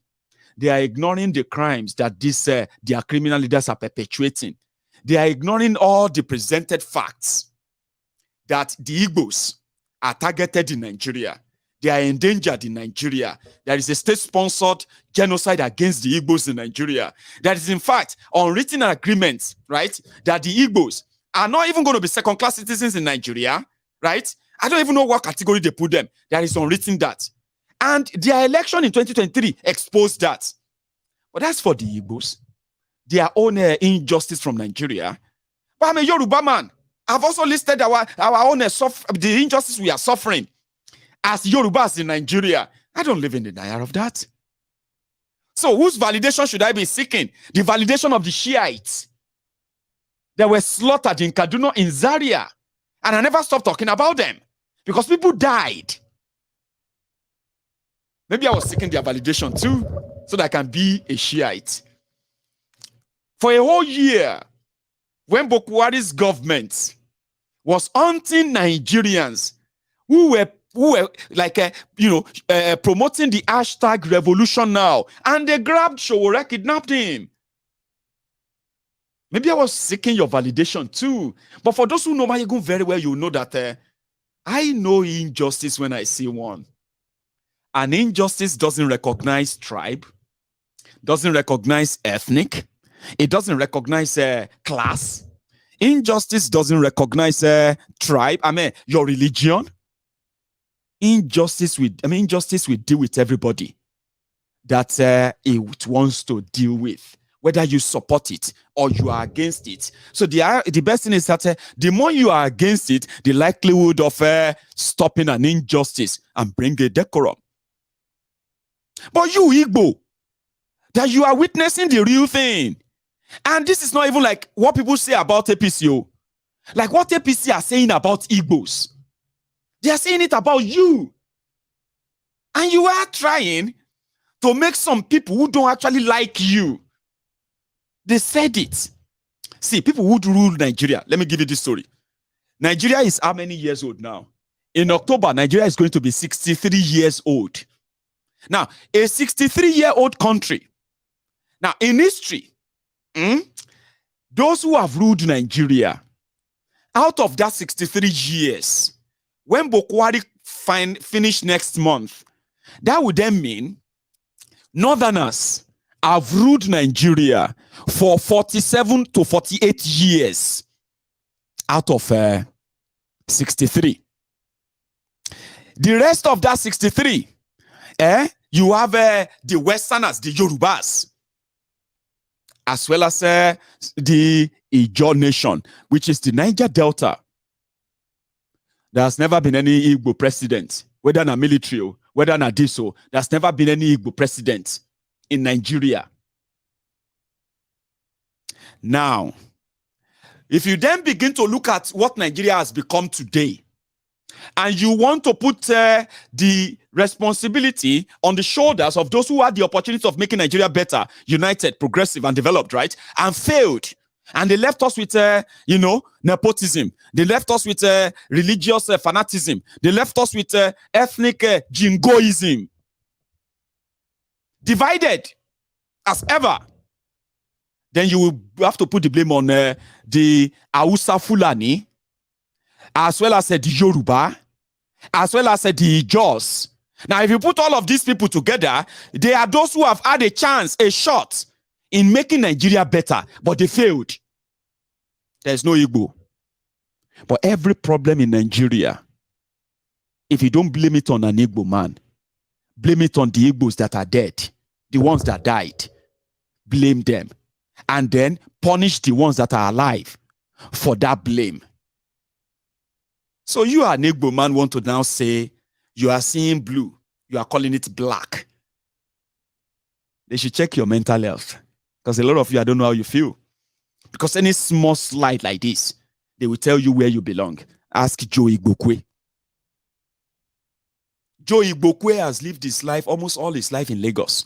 Like many, many Igbos, too, that were born, generational Igbos in Lagos. They ganged up, they attacked Igbos, they profiled them because of election of Tinubu. In that same Lagos, Joe Igbokwe joined them in blaming the Igbos. He said, my people do too much because they want to come and... He joined the propaganda. Then he thought he's part of the team. You know that thing where you go believe say you be part of the team, but you are not. You know even the reserve list. They go tell you where you belong. Wait in the coming days. So Tinubu, they say, why would Tinubu appoint Igbo into his transitional government? Why?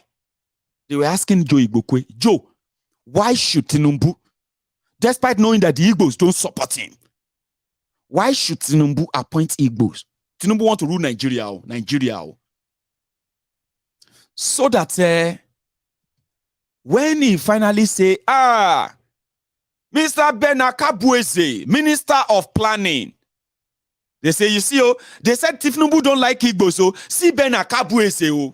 Benakabueze is now the Minister of Planning. Tinubu gave Igbos. Tinubu gave 3 ministers to Igbo, so they said he didn't like Igbo, so shut up your mouth and drop it. You're not dealing with dumbos anymore. Do you know that? The ones that he can do is that is transitional to show to you that he doesn't want any Igbo anywhere near him. He told his own campaign manager, Babashir Lawal, that going to Eastern Nigeria, Igbo land, to canvass for vote is a waste of money, waste of resources when they are doing primaries. He said it. It's on record. But the Constitution of Nigeria says if you want to be president of Nigeria, you must appoint minister from every state in Nigeria. Sure, you know, whether you like it or not. No, he can appoint it. No. He must. But maybe Tinubu will just be like, no, I don't want any Igbo, this no can't spoil my government. APC, the Yoruba APC, are already telling the Igbos that they don't want them in Tinubu's government because they may come to Tinubu's government to come and spoil his government. Yes, they are saying it. As if to say there is no single Igbo in APC in Nigeria, yet they have 2 states, Imo State, Igbo land, Ebonyi State, Igbo land, and there is no single APC from these 2 states, right? That qualifies. One Nigeria. So they are saying, why would they want to be? I know some of you are already saying, well, we know Igbos also don't want it. I am not talking about whether you want it or not. I'm just telling you to understand what Nigeria is about to venture into. And the better you tell yourselves this truth, the easier for you to accept this truth and possibly stop lying to yourself that Nigeria is redeemable. It's just going to get worse. And it's not because we wish it. It's not because we want it. It is because of the actions of the criminals that are pushing us there. They will take us there. Baby debe. So yeah, the pressure to get Obi to stop and get Igbos to benefit from Tinubu's government, the campaign is now on. You know that Chimaroke Unnamani, or Chimaroke Ummamadni. Because normally you just say Chimaroke Ummamad, na madman. So Chimaroke Ummamadni, is now going to be looking for a job. And therefore, he can use the next 1 month to convince Kolu that they could get Obi to drop his case. Anyway, whatever they do on the diary, Mayegun will bring that to you. So I'll take calls so that those of you who couldn't call in yesterday could probably drop yours tonight. But I'm going to go make myself a cup of tea again. I did try to go and make one, but I didn't go back to go and make it. So which means I'm going to go and make it now. And before you leave, we currently have over 3,600 of us on YouTube, which is pretty much good number for tonight. However, we only have about 800 of you who have paid your offerings tonight. Remember, your offering is to like that video. Like the video, share it. And if you can subscribe to my channel, if you haven't already, I would just be so much appreciative.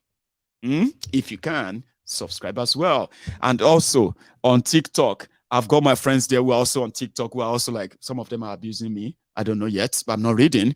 But they are part of this conversation, okay? So you should do what you have to do. Take us to that if we have over 3,000 people, we can get up to 2,500 of you paying your offering. That would be like marking the register. We are here. So don't go anywhere. I will be back to take calls, okay?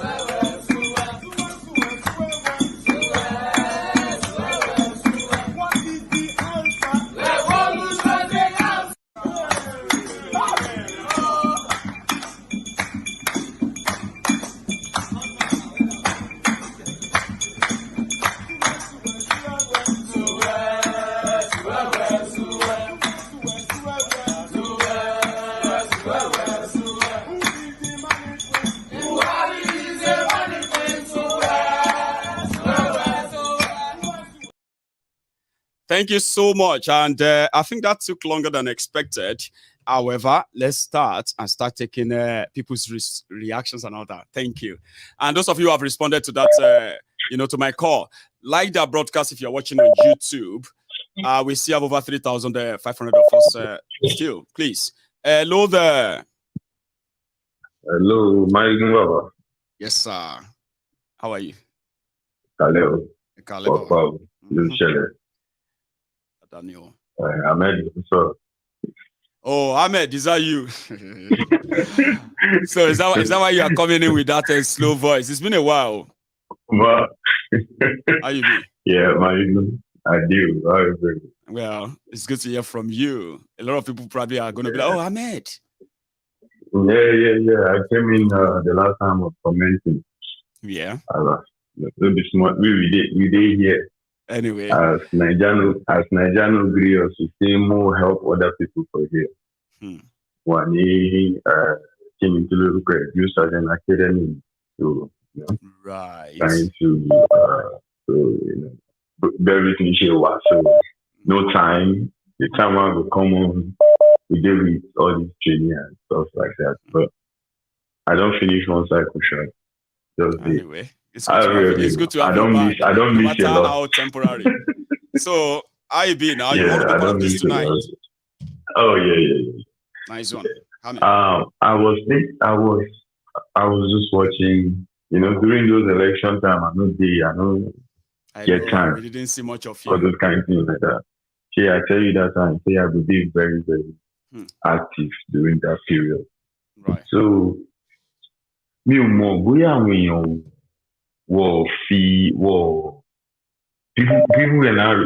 remember the time all those Nigerian Yoruba actors, let me say Yoruba actor and actresses. Nígbà tí o máa fi sọ pé wọ́n mú this Yetunde Wunmi ni o, all those actors pé wọ́n mú wọn pẹ̀lú drug. I don't know if listeners, you would have to speak English, just stick to, even if you have to. Okay. Sometimes he put them off. It's like they miss so much. Yeah. But go on, Baba. Yeah. I'm enjoying you. So I don't know if you remember this time that those Yoruba actors that you hear news that they were caught with drugs, Yetunde Wunmi and Baba Suwe, Gugumobe, and before you know, the story don't go. So this is a kind of something people need to reflect back to. So about town you're about going you, but obviously I want you more.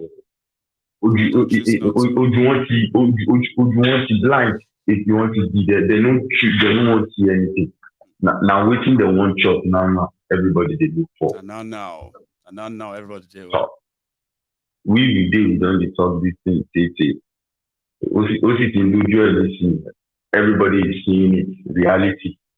But I did all those people that they don't hungry, I sure you be your president, I sure you be Emil, I sure you be your president or he doesn't be your president, it's none of my business.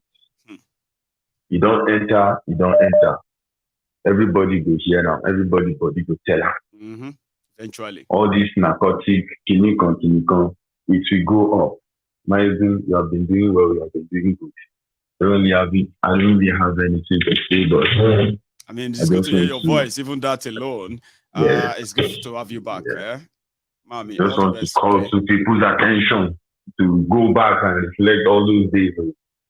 Yeah, so if you hear them, they say, as you are doing it, when they sing for them, all these things that we have been seeing coming out now, narcotic news, drug news. They don't do video for them, saying Tinubu go enter. Tinubu la fẹ́ ọmọ olúbu there. Okay, all not the same. Sure, we don't see him now. People don't see him as like game, Ahmed. Let me take a thank you so much, Baba. Now I have another caller. Hello there. Yes. Now I have another caller. Hello, Maego. Hello, sir. You may need to move away from that broadcast if we really want to talk.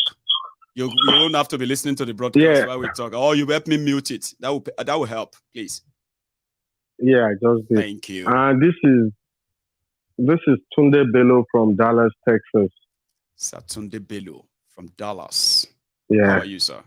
Yeah, we're fine. We appreciate you, and we've said we will never miss your program any day, anytime, anyhow. Thank you. We appreciate you. Thank you, sir. Yeah, I have two things to talk about today. Please. Number one is about after 30, or let's just random it up as a month, that Tinubu came out and pictures going online everywhere, just like the one you showed with the medical. I'm not a medical practitioner, but with also was stick to his hand. I know. That thing literally shows us that Tinubu is not healthy, and he might have been on medication right while inside the plane from France to Nigeria. Also, is this what Nigeria is about going into again after Buhari years on Nigerian bill, Nigerian resources on medication? As Tinubu, if you see, he came back fresh a bit, if you look at his face. But if you look at something, it's not when everybody was screaming, jubilating in Abuja airport. If you look at Remi Tinubu's face, you will see fear in her face. I want you to go back to that video and look at her very well. You will see fear in her face that this woman really knows that all is not well with the husband. Let me play that video for context, those who are watching, so that they can see what you are saying before you continue, sir. Sorry for that.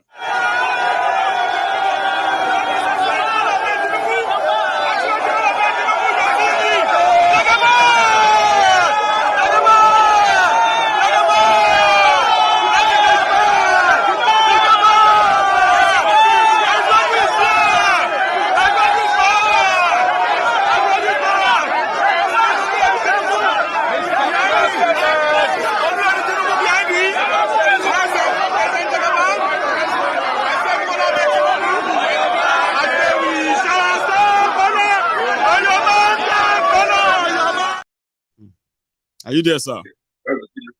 Yes, I'm here. If you see Remi's face, you will see that smile is just an artificial smile. And because she's been there with him for the whole 1 month. Yeah, she's been there with him for a whole month. She knows what has happened. And even in the air, she knows, because if you were not in the hospital or not discharged, that tube should not be on his arms. So, may God save Nigerians. Like me, I still believe if people in government, interim government issue came up, it's people in government that are talking about interim government. It's them. An outsider cannot just be talking about interim government. So it is not yet Uhuru. May 29 is still not yet Uhuru. Then two, yes, sir. I was watching what's it called?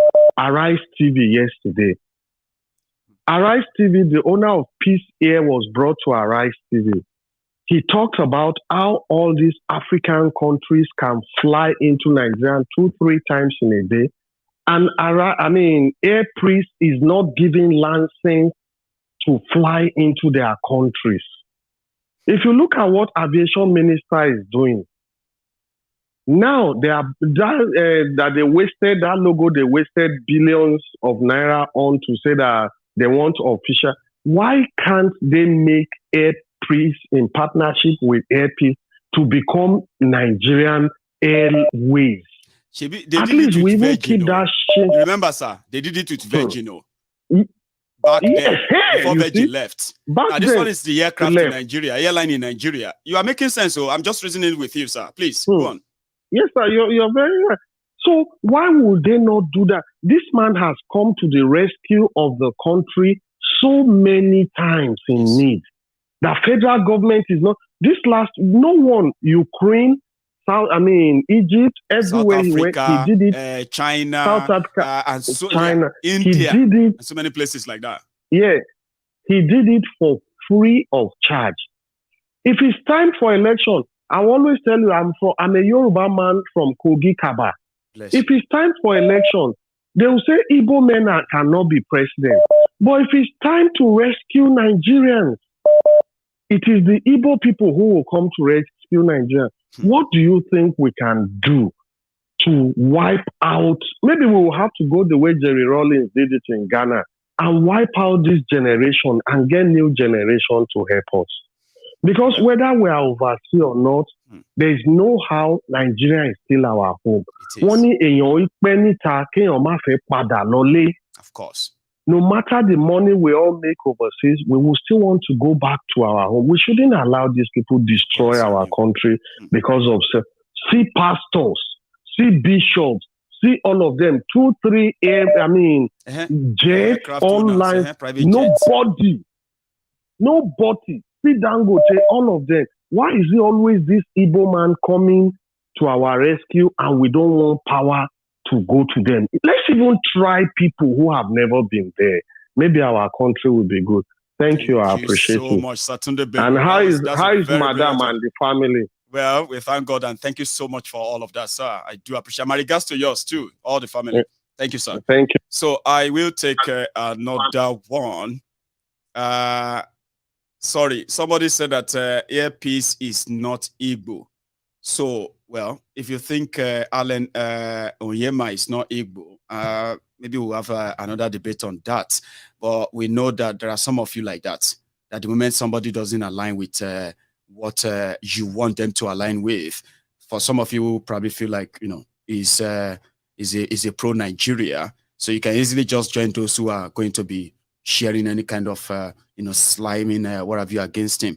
But you are part of those I spoke about earlier. Shameless people who prefer to throw everyone under the bus, especially if they don't agree with them. Yeah. Hello there. Hey, 1 second though. Let me see how I can get you connected straight to the call. Somehow I don't know why it's off. The Prince. Hello, my good general. How are you? I'm fine. And you, Baba? Well, I'm here. Still here. Thank you. I see the hair. You have to Kano Michael. I see the hair, Baba. Thank you. Yeah, welcome, Baba. Thanks so much, Prince. Yeah. Yeah, so Baba, I want to recommend your Sunday Simon to people on 23rd. Anybody who has not listened or has not listened to that broadcast, they should go back and listen to it. Yeah, you blow the breeze and open the nyash of Nigeria completely in that Simon. Okay, God bless you mightily, my ego. Amen. You know, you got that Simon 100%. I will add it 1%. 101%, and that 1% is that already the terrorists have taken over Nigeria. Already, their anger is that they are not being allowed to occupy the forest of the east with the cover of the cow. You know, they are so mad at that ESN. No, Henry, sorry, Prince Jajaman. Sorry, Henry. Yes, that Baba. Comment on somebody who said that, how are you sure that, the owner of APC is Igbo? Onyama, and then it's actually a comment from Facebook, so not you, Henry. I just read your comment there that you are being sarcastic. I don't know what you said, but somebody made that statement on Facebook, and I was like, they are there. You know what I mean? So probably fake accounts anyway. It doesn't matter. Prince Jajaman, sorry. All right. So Baba. They are mad. That's why they kidnapped Nnamdi Kanu because of that. But Baba, there's one thing I want to also add to it.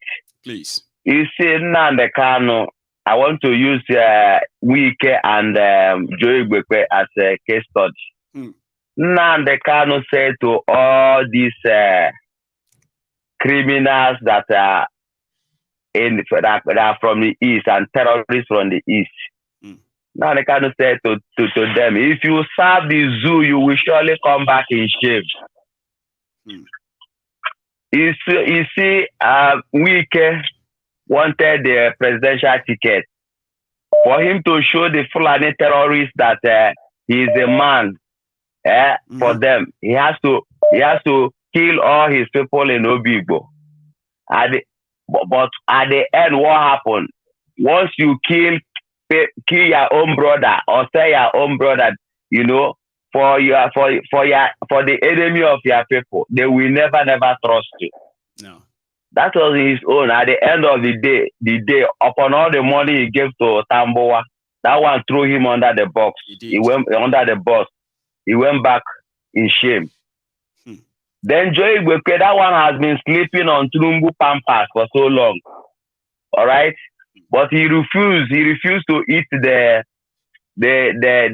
shit coming there. Now they've brought the shit to put in his mouth.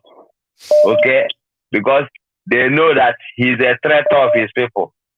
You know, over the years he has been on the neck of IPOB, who are defending the forest of the east, where the terrorists are coming to take over on the cover of the cow. Okay? So now the Kano told them, if you serve the zoo, one Nigeria, you will surely come back in shame. And all of them are coming back in shame. Now the Kano is a man that we have never seen his type before. That's why we respect him so much. No matter the distraction, we'll continue to hold on to his message. That's what has been keeping us very strong. And we believe that Biafra will surely come. Biafra will surely be restored. And I wish also my Oduduwa brother, Oduduwa nation, it must surely come. Because Nigeria is gone. Now they can say Nigeria is like a train that has already lost its brake. It's on a high speed. Anything on its way is clearance. Until it crashes. Until everything scatter. So my good general, Baba, I hail you. Continue the good work with your mic. I will. We are there. Thank you. Ma, take another one. Like Prince Jejema just put it right. Remember, you have to speak your mind without in any hindrance, okay? Speak them and make them factual. Hello there. Hello, Mayego. Hello there. How are you? I'm fine, thank you. How are you? I am very well, my lady. Sorry, your name and where you calling from? Is that all right? That's fine. My name is Charm, and I'm calling from New York. Did you say Charm? Yes, it's the same one. The same Charm. Same one. You know what I mean? The same charm of the People's Parliament. I am so honored to kind of have you, now that I know who you are. How are you, ma'am? I'm fine, thank you. I'm fine. You're very well. So, yeah, please. For your work. It's a really good one. Thanks, ma'am. Okay, so I listened to your program and talked about Sudan. Yes, ma'am. So that's the proxy war that the US and Russia fighting in Sudan, right? Yes, ma'am. And it really struck me, you know. USA, America is fighting their own in Sudan. Russia is for its own interest in the same Sudan. That's right. But guess what? No Americans are being killed. No Russians are being killed. Only Sudanese. Only Sudanese and Africans. Wow. And when will we gather sense as Black people, for goodness sake? At the end of the day, they still want our resources. They're selling you arms. They're selling all of this thing. It's not for free. No. You are leveraging your resources to fight a war against your own brothers. These same resources you would give cheap, right? They build the economy, you get your stupid arms, and you kill your people. I don't understand where gather sensitiveness as Black people. I know. And this is why I said to Black people in the People's Parliament, Black matter, but it will only start to matter when it matters to Black people for goodness sake. Matter to us. How can it matter to any other person? If we cannot treat ourselves with dignity and respect, how can the rest of the world treat us with dignity and respect? A good question, man. You know, they always say charity begins at home. Right. We cannot asking them for things that we cannot speak for ourselves. And I'm not even only talking about Africans in general. Black, it's like a pandemic of black killing one another. You know.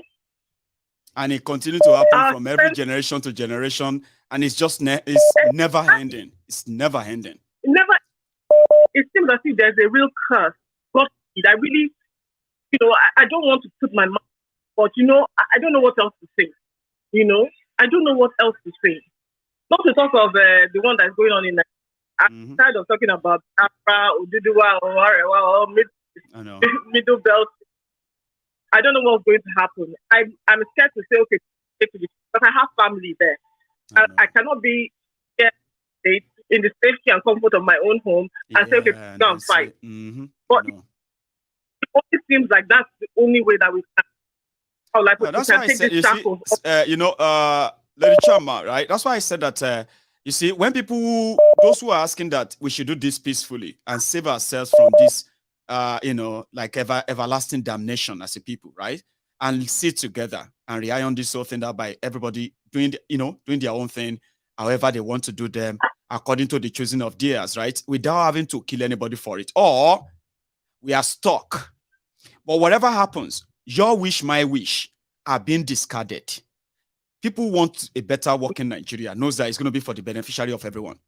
Now, those who don't want that, they are pushing those who want that out. So what will happen at the end of the day is that they will keep many of us so divided. And as it is currently working into their own advantage, it will soon stop working in their advantage. Now, those that they've pushed out, right? They are the people that will be pushed to demand for breakup of Nigeria when every other option has been exhausted. They will be the one. If they don't stop, if they don't change this trajectory, which I think they are not going to, they won't.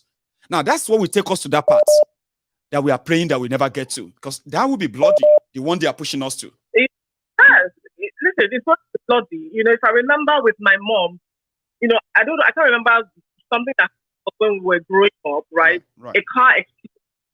My mom ran out of the room. She was in panic. She was scared. And that's when I had PTSD from the war. I know. Because she saw something, you know, that it was a bomb or something. But it was just a car that exploded on the road, right? I know. So, you know, they have trauma from what happened then. That's true. Leaving the war and everything, you know? I know. So, imagine that we want to put another generation that I can understand why people don't want to do that. You know, war is not a good thing. It's not. War is not anything that anyone go into. Too many people lose their lives.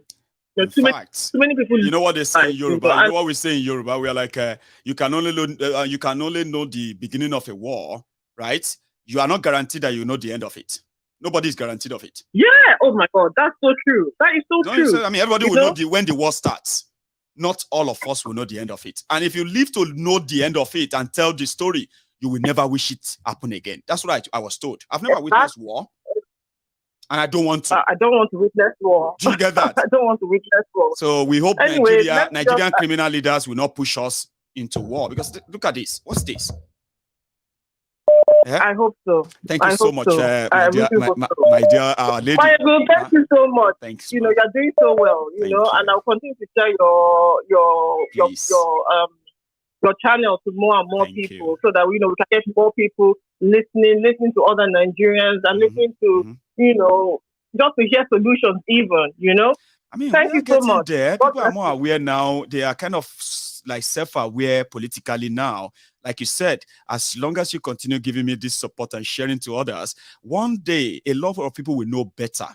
And once the number is actually so high, this whole thing can be done for once and for all. It won't be easy, but it's doable. It is possible. Thank you so much. Thank you so much. You have a good one, okay? Thank you. I have another caller, and mind you, if you are still watching, we still have we have over 3,000 of us on YouTube, and I've announced this several times, right? Like the broadcast, show that you are here. I know a lot of you are watching on your screen, on your TV, big screen, okay? But do me that favor. You have phones. I mean, you do have phone. Go to YouTube channel of Mayegun and like that broadcast and drop the phone. Continue watching. Hello there, Ken. Is that you? Yes, Mayegu. How are you? I am very well. It's been a long time. I was expecting you to attend our last People's Parliament, but no, I never saw your signal. How are you? I'm good. I tried very hard to get in, but I guess I just couldn't. Traffic, as usual. And I'm glad you could do this one tonight. Anyway, how are you? I'm good. Are you?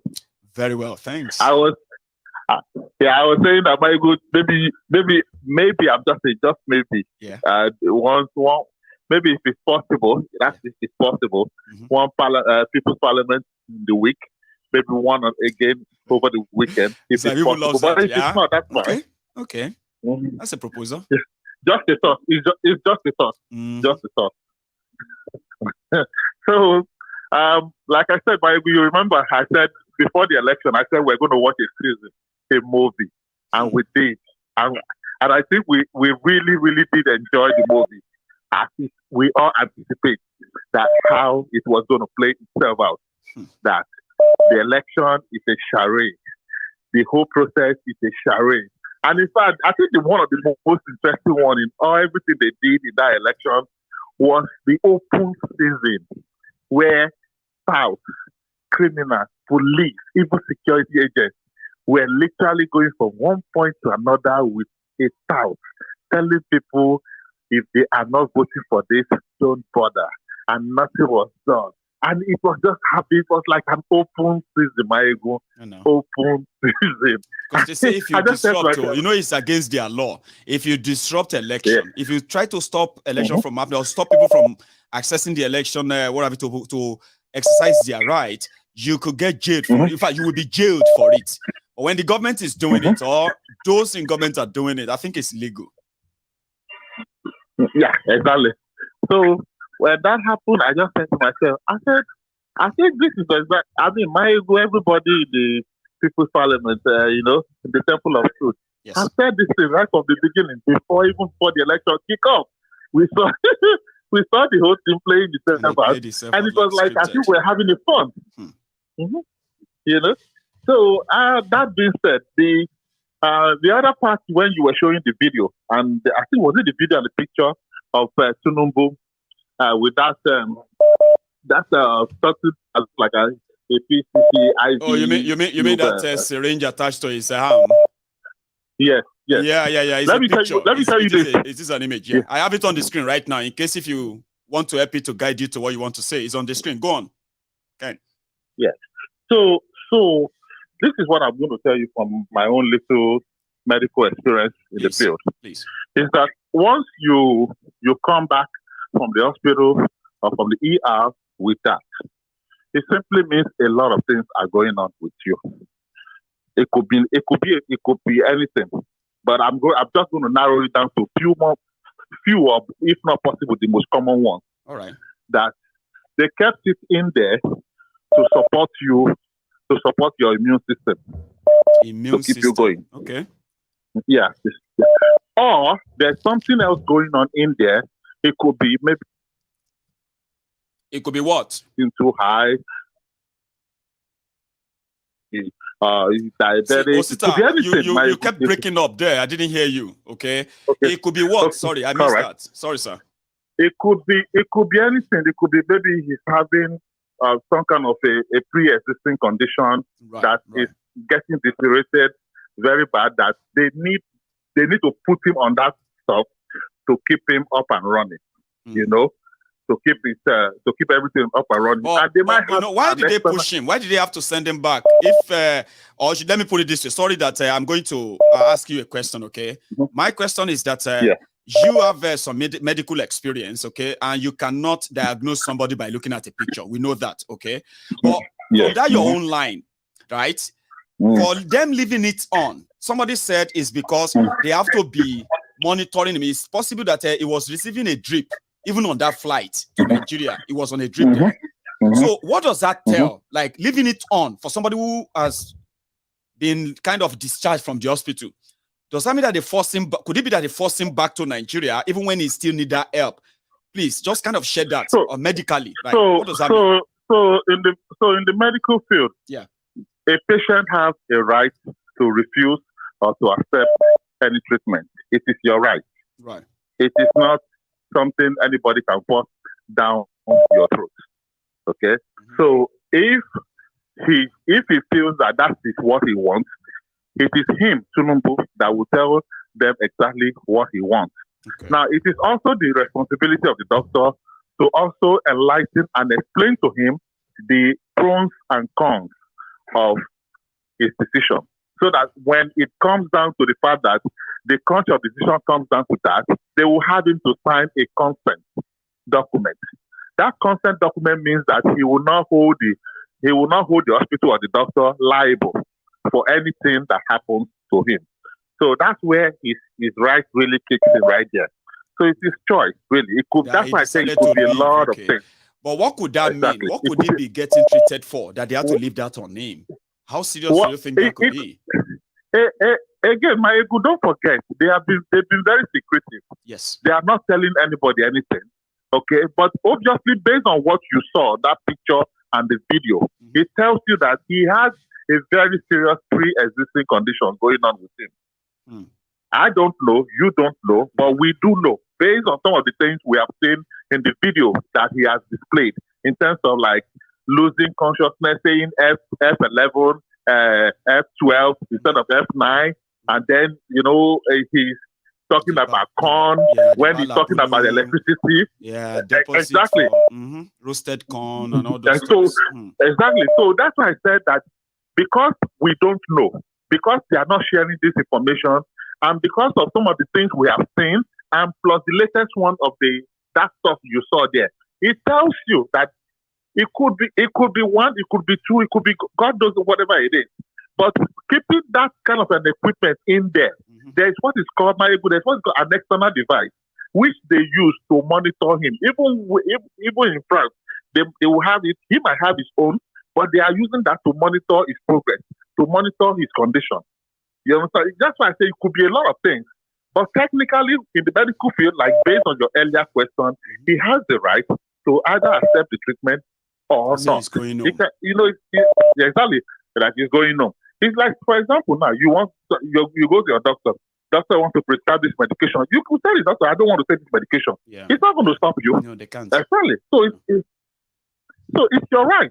So what you see that Tinubu you just saw that just came back. Yeah. Trust me, the guy is literally on a very serious situation going on with him there. And you see, they are just managing him. Give him some few days. If you see him, the next time you see him, pay more attention to where his condition is. And pay attention to those who are standing behind him most of the time. Yeah. So that's just everything that you need to know. That this guy has a lot of stuff going on in there. But they choose not to want to talk. Don't worry, my dear brother. They don't love that country, but time will tell. No, they don't. It's such a pleasure hearing again from you, sir. Let me take another one so that we can manage all the time. Thank you. Thank you so Yes. much. Right. I want to hear from doctors, people who have been in that medical line, not those who are reading it like me. I'm talking about those who have I want to know something is not right. Okay, I've never received a drip in my life. I've never been kind of, you know what I mean? But however, I know I have people who have had them. If they leave them on, hello there. Yeah, one more. Hey, my brother. Osita, how are you, Baba? I'm great. Thank you very much for all the expose. Thank you. Yeah, let me go straight. Yes. Truly speaking, I do not know why we are debating on this. The man is sick. The man is 110% sick. They did not show you the whole clip when he was coming down. You will see some of the medical personnel coming down as well. He is not meant to have come back to Nigeria, but it's because people are asking questions. Then he has to come back. He's not meant to come back to Nigeria now. So it's not a secret. No normal human being wears that thing in his arm. And travel with it, except they are taking treatment on the way. Yeah, right here in the US, there's a time I was sick for 1 month. I was in the hospital for 1 month, and it was an ER that I went for.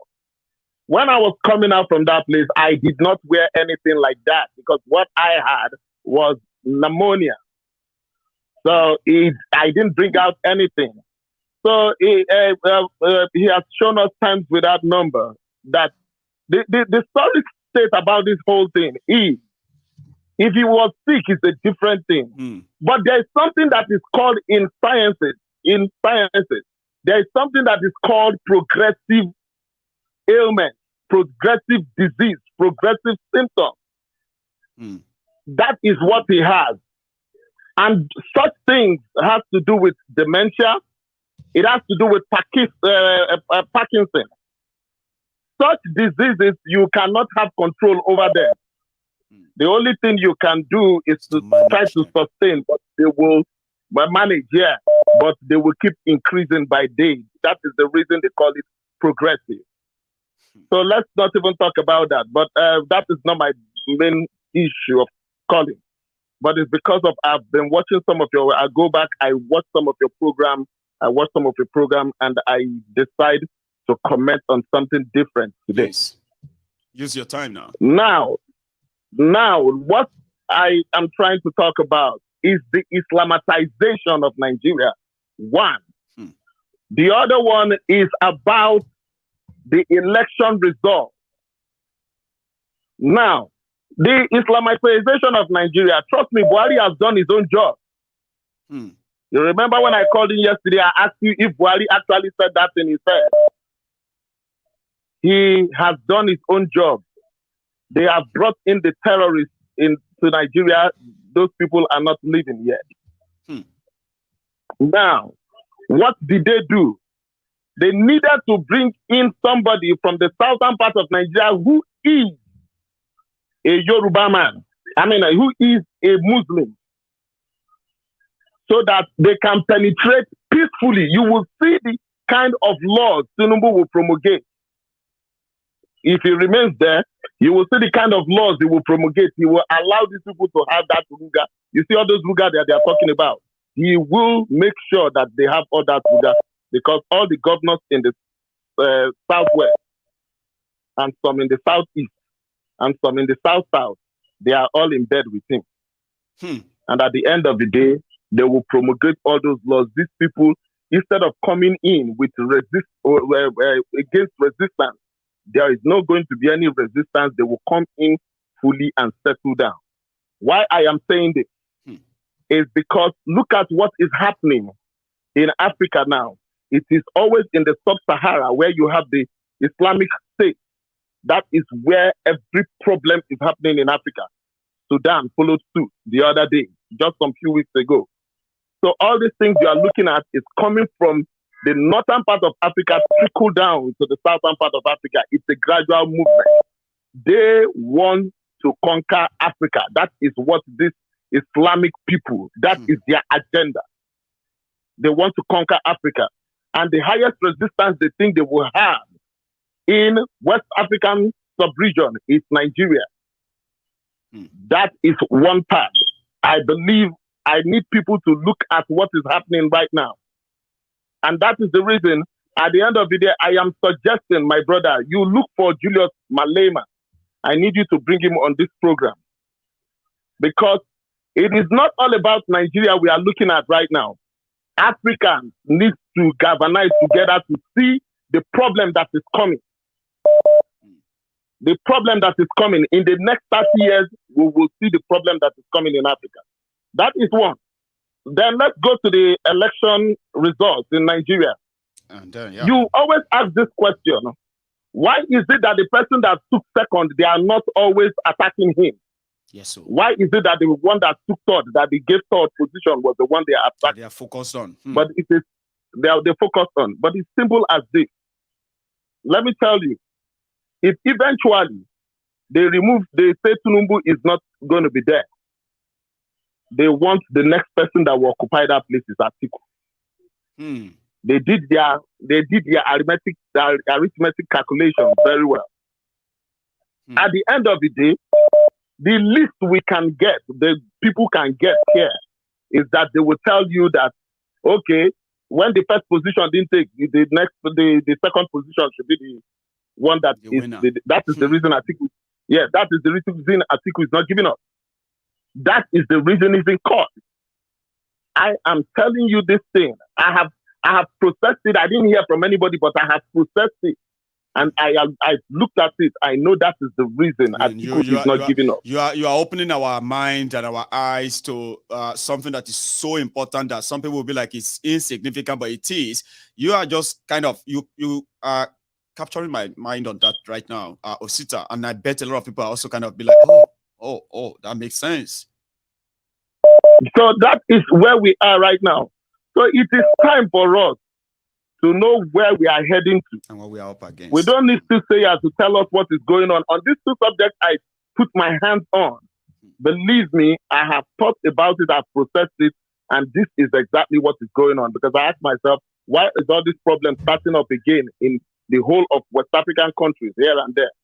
And truly speaking, like one other person said, the moment the American and the Russians start their Cold War, now, include China inclusive, believe me, Africa is always the scapegoat. That is the reality. Thank you very much, my brother. Bless you, Sita, for that insightful expose too. Open our minds to something that we kind of always want to ignore, like it doesn't exist. That makes sense. I'll think about that. I have another caller. Hello there. Hello, my good evening. Hello, sir. Good evening. How are you? I am fine. It's Jide from London. Hey, okay. I'm blessed, sir. Okay, let me just throw some more light on that device that this man was seen wearing today. It seems to me is what is called medically PICC, which stands for peripherally inserted central catheter. Now, what the hell is that? It's simply a device used to deliver medication or manage a pre-existing medical condition, such as cancer or some kind of infectious disease or other medical condition. So it's very hard to tell, except one has access to his medical file. But at the end of the day, when you get to that stage where a PICC is deployed, to you, it means you're a very, very sick man. Very, very, very sick. So that's what it is in very simple terms. Okay, and that's just that. Okay. On the other hand, the chairman of Air Peace is sending out aircraft to Sudan. Do the Northerners, they not have jets they can send out there? How many Igbo people or Yoruba people are in Sudan? You go and check out of that. If they make a list of all the students that are studying in Sudan, they are probably in all that they are what we call KU school there and all that. They are mostly Northerners. But yet, exactly, and yet it was the same Igbo man, that they are Igbo people that they've been persecuting. The same Biafra person that sent the Biafra. Let them just have it. Let them just have it. Yeah, he's a Biafran. He's a Biafran man that is sending an aircraft to go and save their ass. And whereas all of them, all those rankadidis with all their billions and all that, did not do anything. That's the thing. That's the double standard. At least we are saying it. You are right. You know, another hypocrisy of Diaz, yeah? When this whole thing got so high, and then it got into the head, what should I say, it got so bad 2 days ago. These guys, they were shouting, Abike, won't you go and rescue Nigerians? I was like, oh, they can't even call Buhari. They can't call the government. They are calling Abike. And you are right. An Igbo man, an infidel, is going to have to use an infidel, a Biafran man, a Biafran man, the same Biafra that they are saying they are terrorists and all that, the same thing. So if some people that we have, if some of our brethren, okay, in the southeast and the southwest has been supporting these people, they should show them, they should start turning away from their wicked ways and have sense. Because like you rightly said, if this guy, I hope he will not get, because I'm still standing on that, my conviction that he will not be sworn in somehow. But man, if that guy should get sworn in, na disaster. Real disaster. I mean, we will see. Anyway. It's good to, one thing about what we are doing right now, this conversation is that, you know why people say we are this program is helping a lot of people. Because you see, this conversation is helping people to cope and at the same time kind of prepare for how they are going to handle if the worst finally happens. What's the worst that will happen? They will sweat Tinubu in. That's the worst that can happen. So how do you handle it? That can happen. How do you cope? What are the expectations? So that help people to kind of calm down in a way to say, well, what's the worst that can happen? Okay. I have an idea. Interestingly, on our Rise News, because I don't miss their morning show, there was this Muppet that came on the show. And before Rufai could even say anything, he was already attacking. You could see that these people, if they give them a chance, they would literally kidnap that guy and do some very bad things to him. Beat him up and to one others now. They will be because he was fast checking. Yeah, he was fact checking everything they were saying and all that. Before I go, please, if you can bring in Shorel or that Julius Malema, go and find him. I'm sure they will. Julius will be very happy to come on this program. Julius is a big man in South Africa. I will try and send a message to him on Twitter if he responds. You're a big man too, and all that. It's just about speaking to one of his guys and all that, and then let them see what you're doing. And the Showore, please tell him we don't hate him. Let him come and explain himself here, and maybe he will get another feel of how people in diaspora. Because this is the first time, like somebody said 2 days ago that he didn't used to follow the politics in Nigeria. Same thing here, but this is the first time that everybody in diaspora. 85% of the people in diaspora are now very, very interested in what is happening in Nigeria. You see? Anyway, I will do something on that, and if I am lucky to hear from him, it will be a pleasure because I have so many of his videos too, and their drama and all of that, and what he's managed to actually achieve over there too. But nevertheless, let's put it in And with the people that have been reporting your pages, I know they are going to try to do something with YouTube as well. And now they're likely going to shut down my YouTube and everything. Have you heard of Rumble? I have, and I've signed up for it, but I am yet to really study it so I can get on.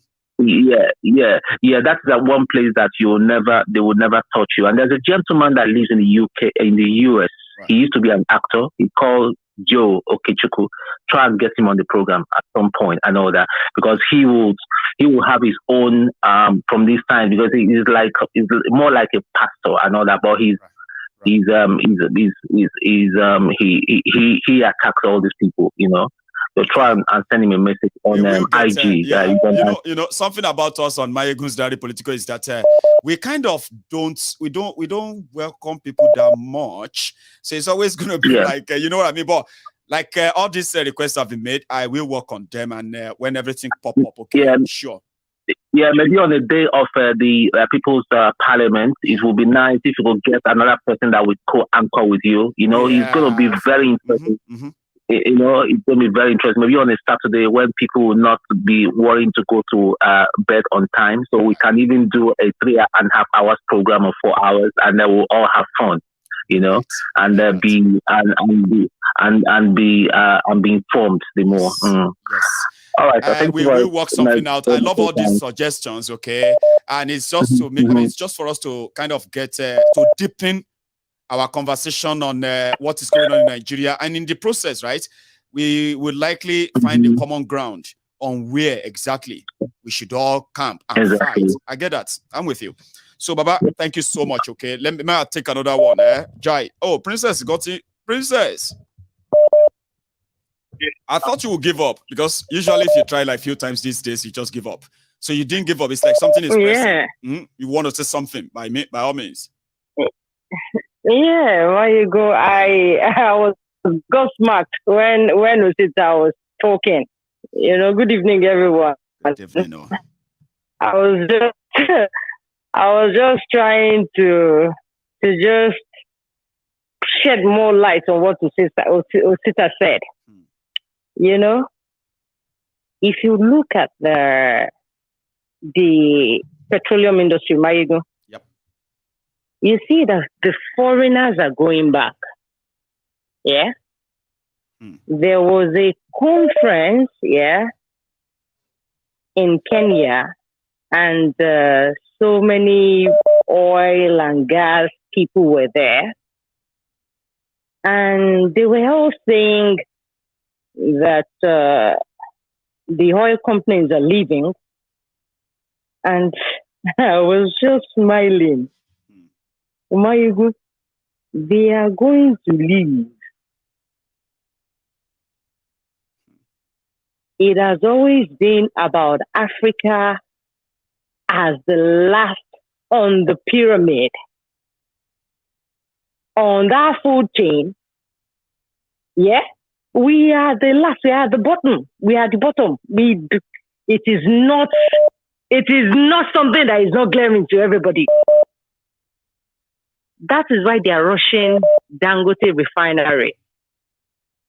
My Dangote refinery is only going to serve Nigeria. Okay. And there will be nothing left. What is going to happen in Gambia? What's going to happen in Lomé, in Togo? What will happen in Cotonou? How will they get fuel? What will happen in Guinea? What will happen in Sierra Leone? What will happen in Guinea-Bissau? I'm not following. What will happen in Senegal? So they are going to render your oil useless. Okay. They will. It is what it is. The agenda has been there from onset. But we have so many things we are all diverting into, when you have insurgency in your country, you have a country like ours that's got insurgency for how many years now?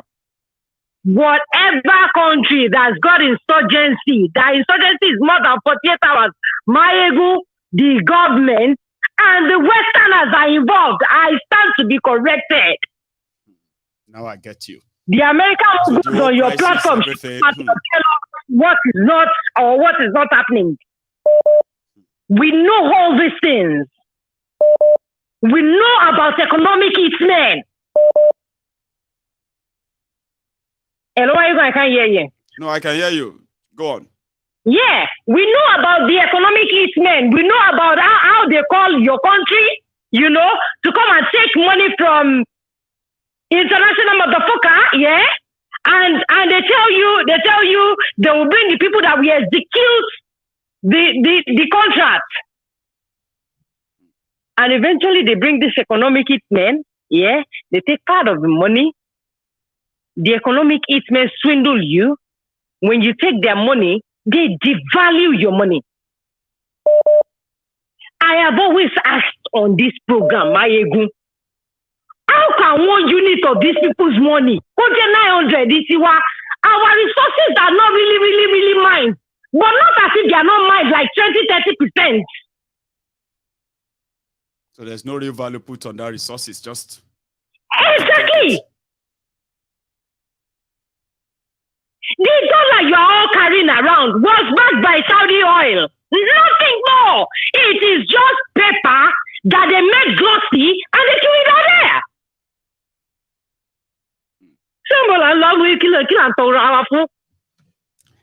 But we have so many crises at hand that has been distracting everybody. I said this on this program 2 years ago, or a year and a half ago, I can't remember. Mayegu, the diasporans that will come to Africa, that will come and liberate Africa. I've said it again this year. I'm giving it another 3 years. I'll repeat it again. Then 2 years after then, you all start rushing back. World Economic Forum is there. They are there. They are going to tell you, you don't need to work, yeah? AI will take over your jobs and you will be happy. Why do you think Nigerian or Africans left the shores of their continent and countries to the Western world to work and earn money? And probably have a safe haven to come back to. Let me begin to round it up. I appreciate this again as usual. It's like you just want us to know that we are fucked, and I appreciate that. Yes, we are. Yes. We all are. So we can get to know that whatever we do, right, we are in for a long haul. Okay. It's a very long run, Baba. It's going to be a long run. Princess, thank you so much for this. I am going to quickly round up now because my time is almost coming to an end, and we will do this again next time. Okay. Thank you so much, man.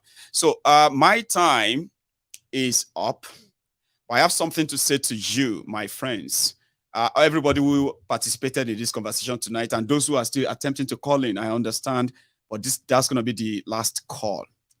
However, tomorrow, this platform, Mayegun's Diary Political, will play host to the Yoruba Union and the leaders and all that, in order for us to continue. In fact, in order for us to further lay the foundation for what we do best now, which is reaching out to those who are the victims of what Nigeria has become. As much as we talk about the problems of Nigeria every now and then, provide solution here and there, we also reach out to the victims or to the people and doing our best to see if we can get them off the back of these criminals that are playing the tribal, religious, and other cards to keep our people down, weaponizing every negative things that they are meting on them, amplifying them, or weaponizing them to further keep them poorer. So our job as a union, Yoruba Union, peacefully, is to tell them that they can have the best. They can have something better. Their children can have something better. But it would have to start from them. It would have to start from them asking for it, and not just asking, for them taking it. Now, that's it's going to be a long haul as well, but we have already taken it on. We've done it, we did it in December, where we helped over 600 families in Yoruba land. We did it in January, February, when we reached out to 10,000 school children. Now, we are planning to reach out to another set of Yoruba families, in Yoruba land, 5,000 people to benefit from our family support program. So tomorrow, I am going to accept if there is this, this breaking news, something huge, but I want to appeal to you, my friends. When you join me tomorrow, you will likely be joining in supporting the cause that I'm part of, and it is called Yoruba Union. We raise funds to help people who can't really fight for themselves. Yeah, and we have people who are doing all of this. So we call ourselves volunteers who pull our resources together to help others. And we're going to do that tomorrow. It's going to be a full house, and you should join us. Thank you. Now, like this broadcast, share it. And if you're just joining us as well, you can watch this from the start again. But please, when you're watching any replay on Mayegun's Diary Political Play, if you don't like the music, if you don't like all that as too much delay, always fast forward the video to somewhere around 7 minutes, and you can start watching from there. All right? So thank you. And you should have a good night. And those of you who are still having a day, you should have a good day. I will see you again from here.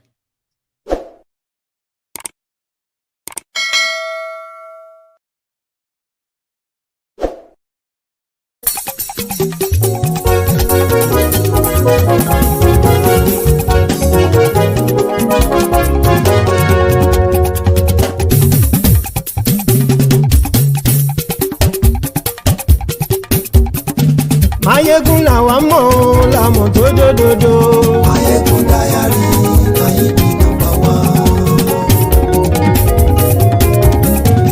Mayegun làwa mọ̀ làmọ̀ tó dòdòdò. Mayegun Diary Mayegun #1. Mayegun ti dé o ọ̀rẹ́ ará ìlú. Mayegun Diary Mayegun #1.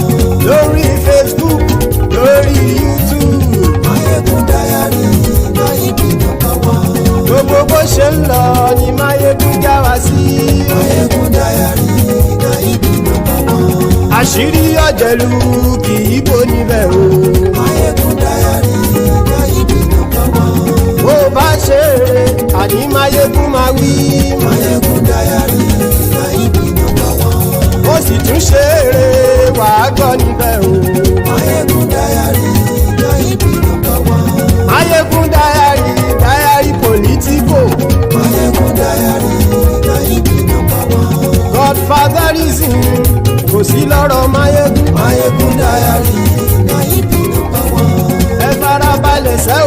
kẹgbọ́rọ̀ lẹ́nu.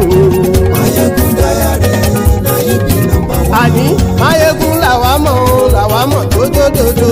Mayegun Diary na ibi nọ́mbà one.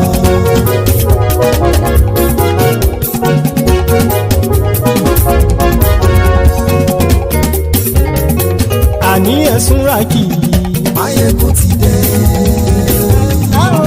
Mayegun ti dé. Ọ̀jẹ̀lú ẹ̀sùn ràkì. Mayegun ti dé. Àní ẹ̀sùn ràkì. Mayegun ti dé. Lórí Facebook. Mayegun ti dé. Àní ẹ̀sùn ràkì. Mayegun ti dé. Lórí YouTube. Mayegun ti dé. Àní ẹ̀sùn ràkì. Mayegun ti dé. Bọ́ bàbá gbé wúrẹ́. Mayegun máa wí. Àní ẹ̀sùn ràkì. Mayegun ti dé.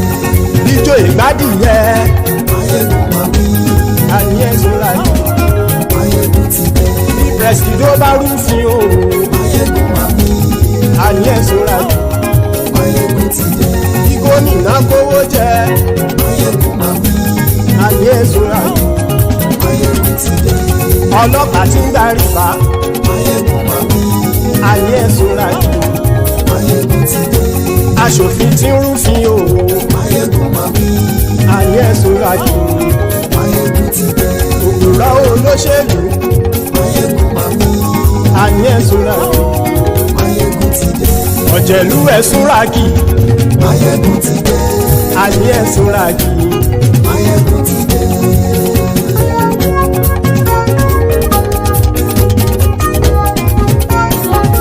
Mayegun ti dé. Gbogbo ọ̀jẹ̀lú ẹ̀sùn ràkì.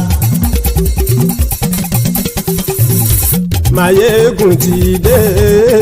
Gbogbo ọ̀jẹ̀lú ẹ̀sùn ràkì. Ṣùgbọ́n ní bá ti ṣe èyí tó yẹ kí wọ́n ṣe, ọmọ bá dèrò ní fi wọ́n níran o. Mayegun ti dé. Gbogbo ọ̀jẹ̀lú ẹ̀sùn ràkì. Mayegun ti dé. Gbogbo ọ̀jẹ̀lú ẹ̀sùn ràkì. Ṣùgbọ́n ní bá ti ṣe èyí tó yẹ kí wọ́n ṣe, ọmọ bá dèrò ní fi wọ́n níran. Wọ́n fowó bẹ́ẹ̀ o. Mayegun ó sọ pé wọ́n ò bẹ́ẹ̀. Wọ́n fowó bẹ́ẹ̀. Mayegun ó sọ pé wọ́n ò bẹ́ẹ̀. Oníkan ṣáàtì ṣe èyí tó yẹ kí wọ́n ṣe fáwọn ará ìlú tó gbé wọn débẹ̀ o. Ayé. Mayegun ti dé. Gbogbo ọ̀jẹ̀lú ẹ̀sùn ràkì. Mayegun ti dé. Gbogbo ọ̀jẹ̀lú ẹ̀sùn ràkì. Ṣùgbọ́n ní bá ti ṣe yìí tó yẹ kí wọ́n ṣe, ọmọ bá dẹ́rọ̀ ò ní fi wọ́n níran. Ha! Kì máa yí ṣeré, ọ̀rọ̀ yìí kì í ṣẹ̀fẹ̀. Kì máa yí ṣeré, ọ̀rọ̀ yìí kì í ṣẹ̀fẹ̀. Ẹni bá ti lè lẹ́bọ̀ lẹ́rù o, ọmọ bá dèrò kàṣà ìtú wọn síta. Mayegun ti dé. Gbogbo ọ̀jẹ̀lú ẹ̀sùn ràkì. Mayegun ti dé. Gbogbo ọ̀jẹ̀lú ẹ̀sùn ràkì. Ṣùgbọ́n ní bá ti ṣe yìí tó yẹ kí wọ́n ṣe, ọmọ bá dẹ́rọ̀ ò ní fi wọ́n níran. Tẹnitẹni ọmọ Mayegun ọ̀rẹ́ ara ìlú mọ̀mọ́ ni mo fọlọ́hún sọ ẹ̀ bá kìlẹ́bù.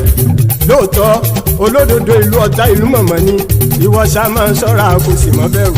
Bọ́tà ń lè rí bóníṣègùn lé káwọn mọ̀mọ́ fi ṣera wọn ni ó ti dẹrùn tí wọn ò gbọ́dọ̀ sì mọ́ bẹ̀.